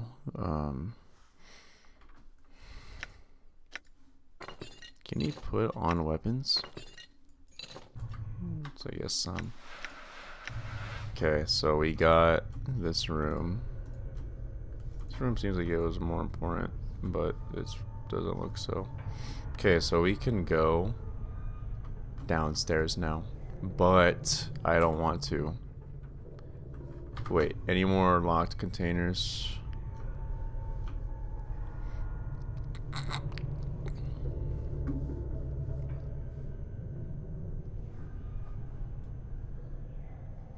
No, okay. Oh yeah, I don't have any embalming fluid, so I can't be disguised again.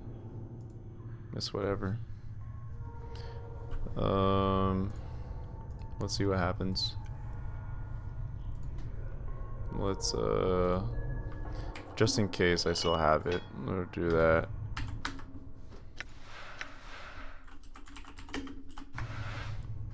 Okay. Let's go back down.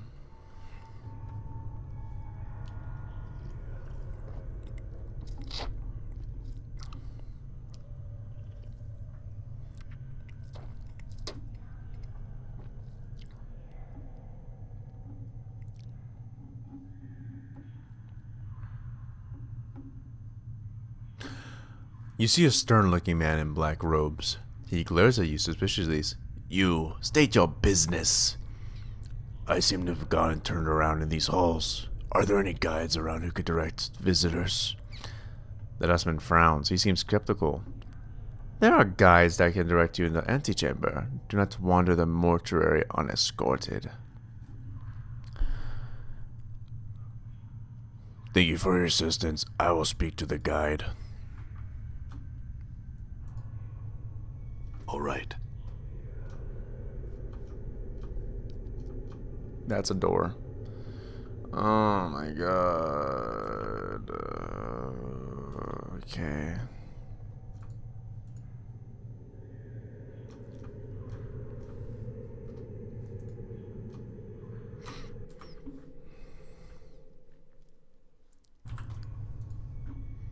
Whoa, giant skeletons.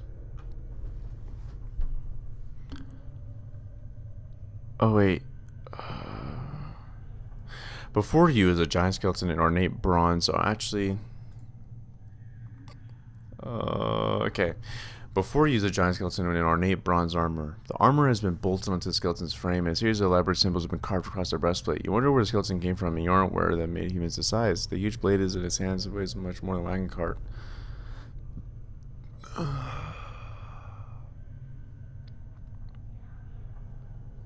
Okay, we want the armor. Despite, okay, the skeleton's intricate bronze armor is riveted into its rib cage and shoulder blades with a series of iron bolts.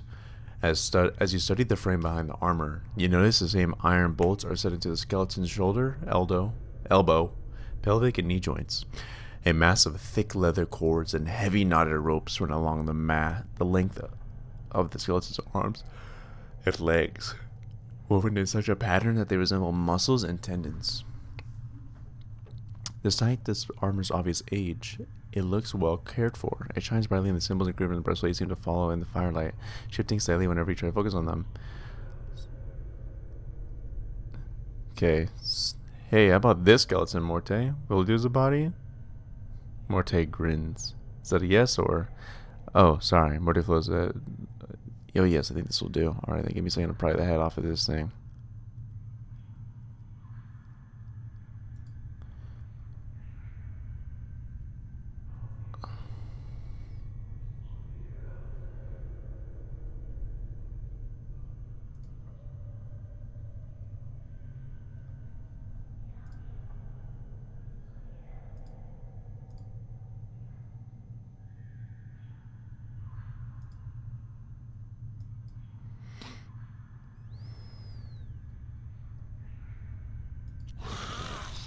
Don't let it end like this. Holy shit.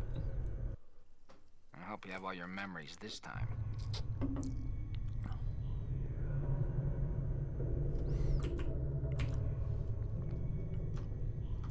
I just died again, and I'm back on the table.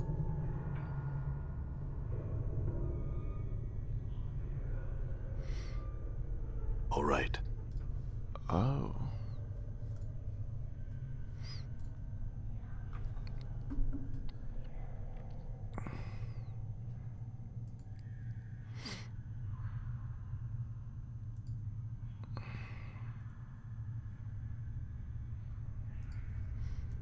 I'm gonna do it again.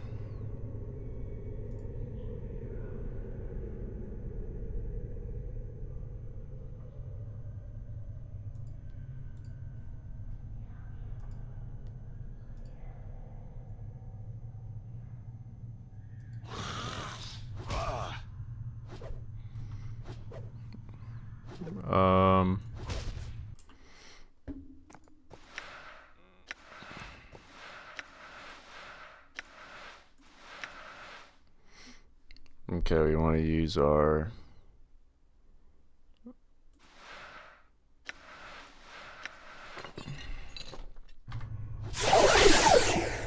ow, but that hurt my ears. Did you see that? I'm hurt. I'll just die. Ah, great. Because the I hope iron he doesn't bells lose are... his memories this time. Done. I'm sick of dragging your corpse back here with my teeth. I'm gone. I'm just gonna keep trying over and over again.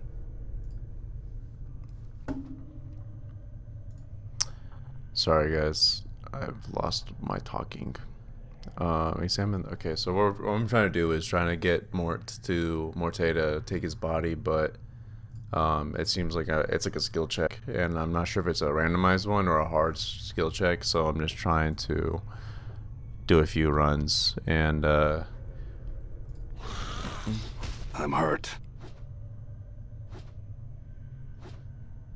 Ah, and so I'm just great. letting myself I die. hope he doesn't What's lose his cool is memories it this seems like every time. time you die, you Feels like I've been through a shredder. come back here. All right. I'm gonna try one more time.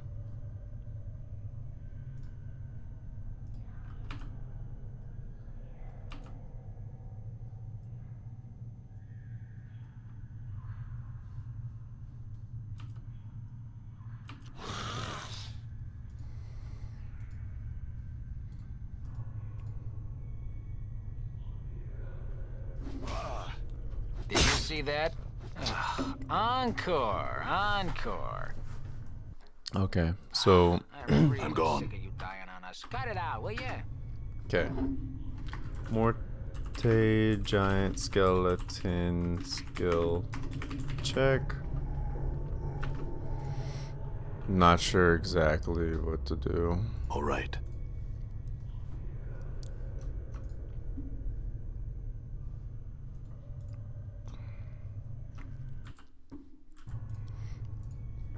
It's like a big room and many different places to go.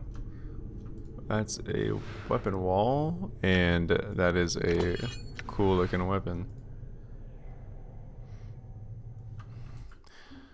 So this should be a room of importance.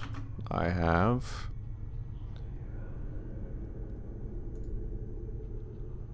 northwest. This is northeast. I thought I had northeast written somewhere. The black hero on this buyer says, "Here's Lie Dayanara." Okay, so this place is huge. It's not absolutely massive, but it's pretty huge. Zombie worker. Is this woman corpse? Okay, no reason to talk to that one. What about this one? Yes. No. 4. 2, 2, 2, 1, 1. Zombie worker. Okay. Whoa, what's this? Heavy bar keyboard still doesn't prevent any way of opening it. Oh, like last time. Okay. A lot of these zombies are just nobodies, but it is interesting to try to attempt to talk to them. Oh, shit. Oh, that's where this... Okay. All right. This doddering corpse has had its eyes sewn shut as well as its mouth, and the number 732 is carved into its brow. The threadwork that keeps its ocular cavity sealed looks extremely old. You wonder if the eyes were sewn shut before or after the man's death. You notice he was carrying a huge tome in his hands, as if taking it somewhere. Take the tome from his hands carefully. You notice you carefully take the tome from a corpse's hands. It doesn't seem to notice. The tome appears to be a book of enchantments and wards. It is filled with diagrams and charts detailing various aspects of necromantic arts. The book itself is extremely heavy. As awkward as a zombie is, it must be extremely strong. Examine the corpse again. Sorry for taking the book. And this worn leather-bound tome lists diagrams and charts detailing several minor wards and enchantments. There is numerous drawings of skeletons, bones, and the manner by which they may be preserved over time. Of particular interest is a section regarding guardians. Apparently, it adjustments animate corpses of fallen giants to serve as guardians for the mortuary. To make them even deadlier, the armor enchantments are woven into their breastplate to help shield them from attacks. The book is too much complex for you to absorb all at once, but it looks like you can refer to certain sections when a need arise. I don't have any reason to... Okay. Happy I found that. Okay, nothing else in this room. I'm gone. So, what else do we need to find? We need to find that lady, and she should be on the first floor. Oh. I just saw her ghost. I just saw her ghost. What the fuck? Where? What's up? Okay. Oh. Yeah? Huh? What? What's the word, Chief? What's up? Done. What's the word, Chief? You see a strikingly beautiful ghostly form before you. Her arms are crossed and her eyes are closed. She has long flowing hair, and her gown seems stirred by some ethereal breeze. As you watch, she stirs slightly, eyes flicker. Greetings. What is it that brings you here? Have you come to see firsthand the misery you have wrought? Perhaps in death I still hold some shred of use for you, my love. Her eyes slowly open, and she blinks in confusion for a moment, as if uncertain where she is. She looks around slowly, then sees you. Her tranquil face suddenly twists into a snarl. Then she says what she says. My love, do I know you? The spirit makes a begging motion with her hands. How can it be that thieves of the mind continue to steal my name from your memory? Wait. How can it be that the thieves of the mind continue to steal my name from your memory? Do you not remember me, my love? My love. The ghost stretches out her arms. Think. Her voice becomes desperate again. The name is Dayanara. Must evoke some memory within you.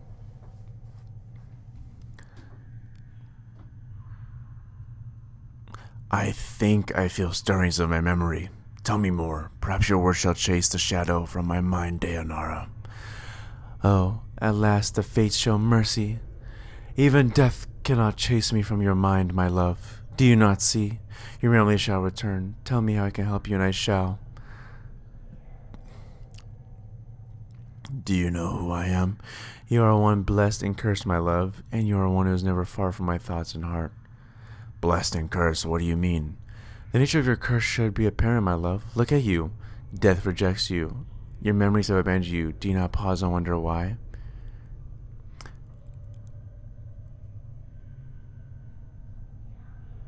Memories aside, and assuming death has rejected me, why is that a curse? I do not doubt your ability to rise from the dead. I do believe that every incarnation weakens your thoughts and memories. You claim you have lost your memory. Perhaps it is a side effect of countless deaths? If so, what more will you lose in successive deaths? If you lose your mind, you will not even know you will not even know enough to realize that you cannot die. You shall truly be doomed. Shit, dude. Countless deaths. How long has this been going on? I do not truly know, except that it's gone on long enough. I had other questions. I need to escape this place. Can you help me? As you are to ask Daenar the question, as you're about to ask Daenar the question, it catches in your throat. It occurs to you that if you tell her you are looking for an escape route, she may feel you are abandoning her. If you're going to ask her how you leave, you need to be delicate about it. Daenar, I am in danger. Can you guide me to a place of safety? I shall return as soon as I can speak to you again. In danger? Of course, my love. I will. Fuck. God damn it. My knee hit my desk. I will aid you in any way I can. She closes her eyes for a moment, and you watch an ethereal zephyr pass through her body, stirring her hair. After a moment, the zephyr dies, and her eyes look open. Perhaps there's a way. Yes? I sense the place was many doors shrouded by immortal eyes. Perhaps you can use one of these portals. Portals? Yeah, we already know this. Key? Yeah, so we need...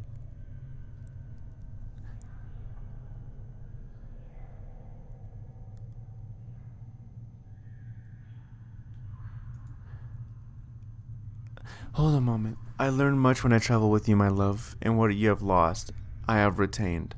I have not divulged all that I know of you. My sight is clear, whilst you fumble in the darkness for a spark of thought.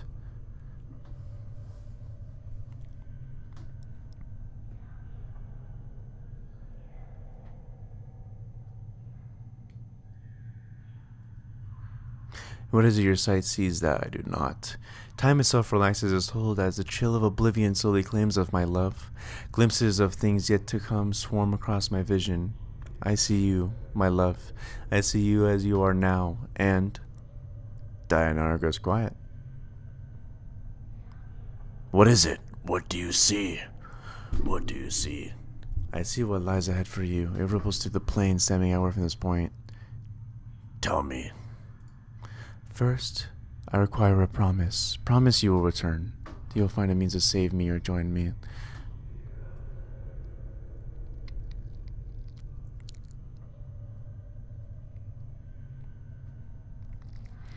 I find it hard to believe that a woman whom I once loved would blackmail promises from me and promise of revelations. Have you no faith in me?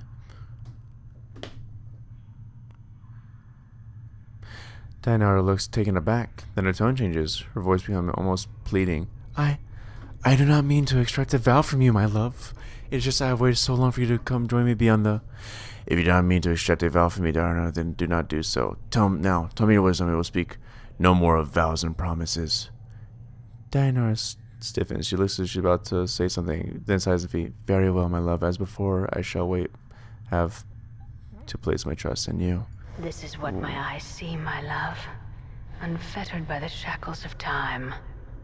You shall meet enemies 3, but none more dangerous than yourself in your full glory. They are shades of evil, of good, and of neutrality. Given life and twisted by the laws of the plane. You shall come to a prison built of regrets and sorrow, where the shadows themselves have gone mad. There you will be asked to make a terrible sacrifice, my love. For the matter to be laid to rest, you must destroy that which keeps you alive and be immortal no longer. I know that you must die while you still can. The circle must come to a close, my love. You were not meant for this life.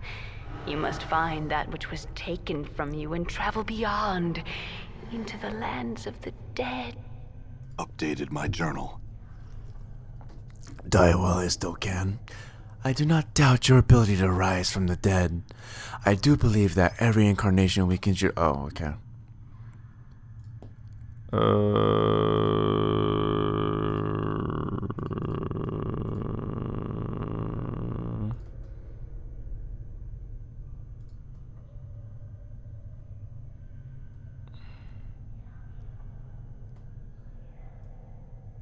I shall wait for you in death's halls, my love.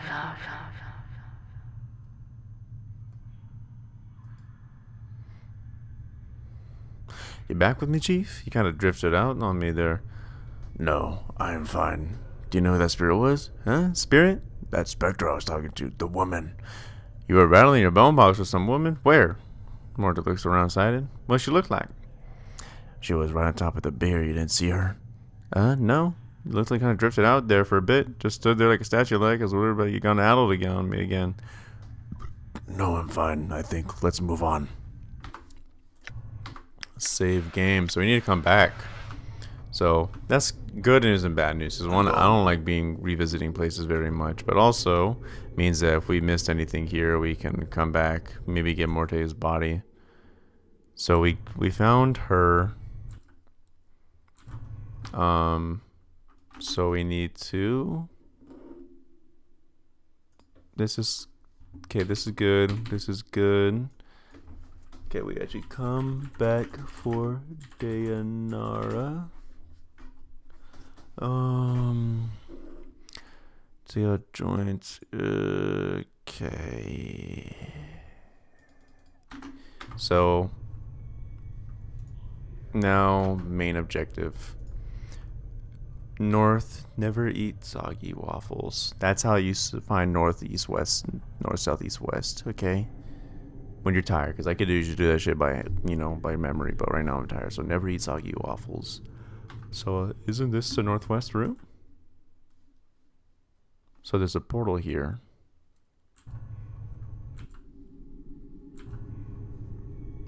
I swear I was told. Fingerbone crooked, first floor, northwest room. Go to arch to secret crypt.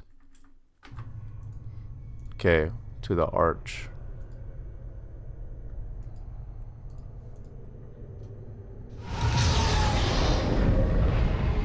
Okay, there it is, and that absolutely scared the fuck out of me, and my stomach feels weird now.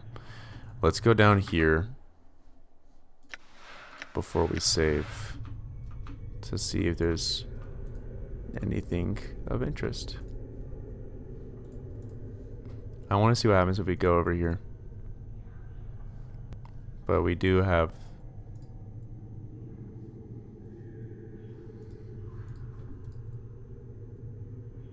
I want to explore. Okay, locked door, first floor.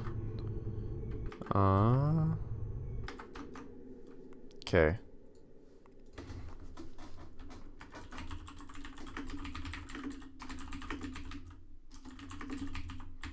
Okay. So let's get rid of some of these notes.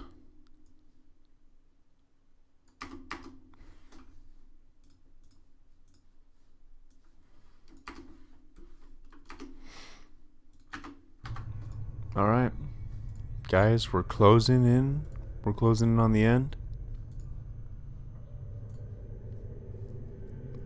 Scared to get scared the fuck out of us again? Yep. Okay.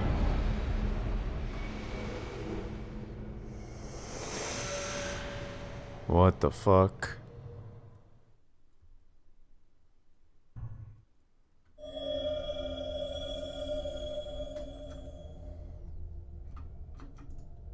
This brazier has long been since dry oil, only ashes remain to the bottom. All right.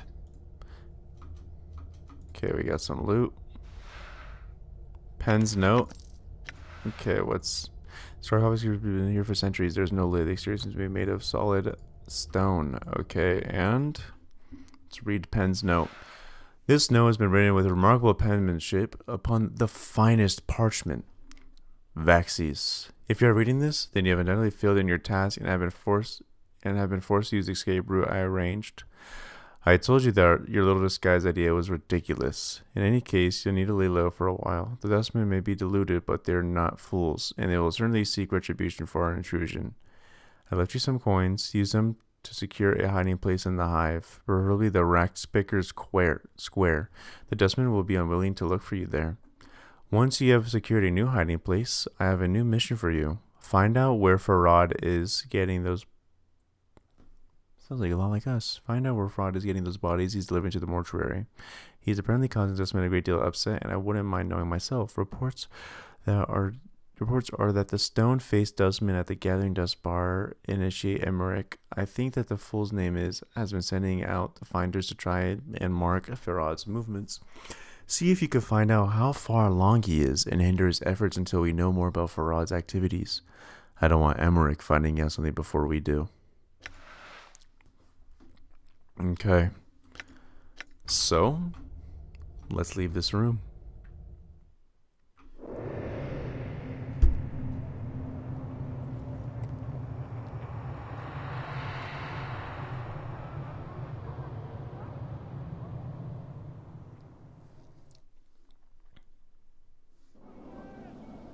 And here we are. Where are we, actually? We're in the hive. Alright, everyone. I think I'm going to call it there. I don't think. I know I'm going to call it there. Let's make Nath 5. Let's delete some of these saves.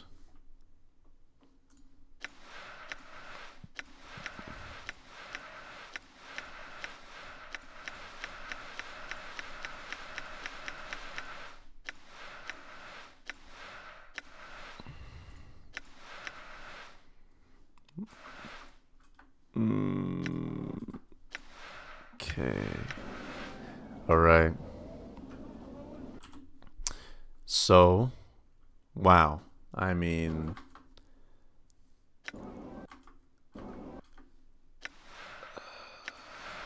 okay.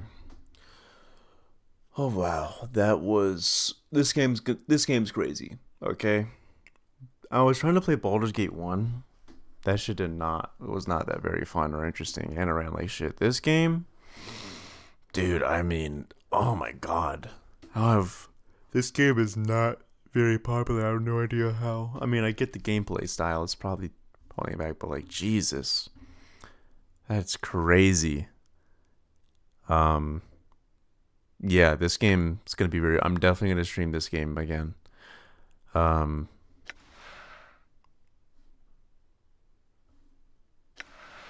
Wow. I had no viewers today. I didn't expect any viewers today. You know, I just wanted to stream and record my gameplay. I feel like I just wanted to be able to look back at these someday, you know, and if I did become a streamer, people would be able to come back to this and see it and watch it. My name's Nath. Thank you very much for watching, and have a blessed night. Let's do something for y'all.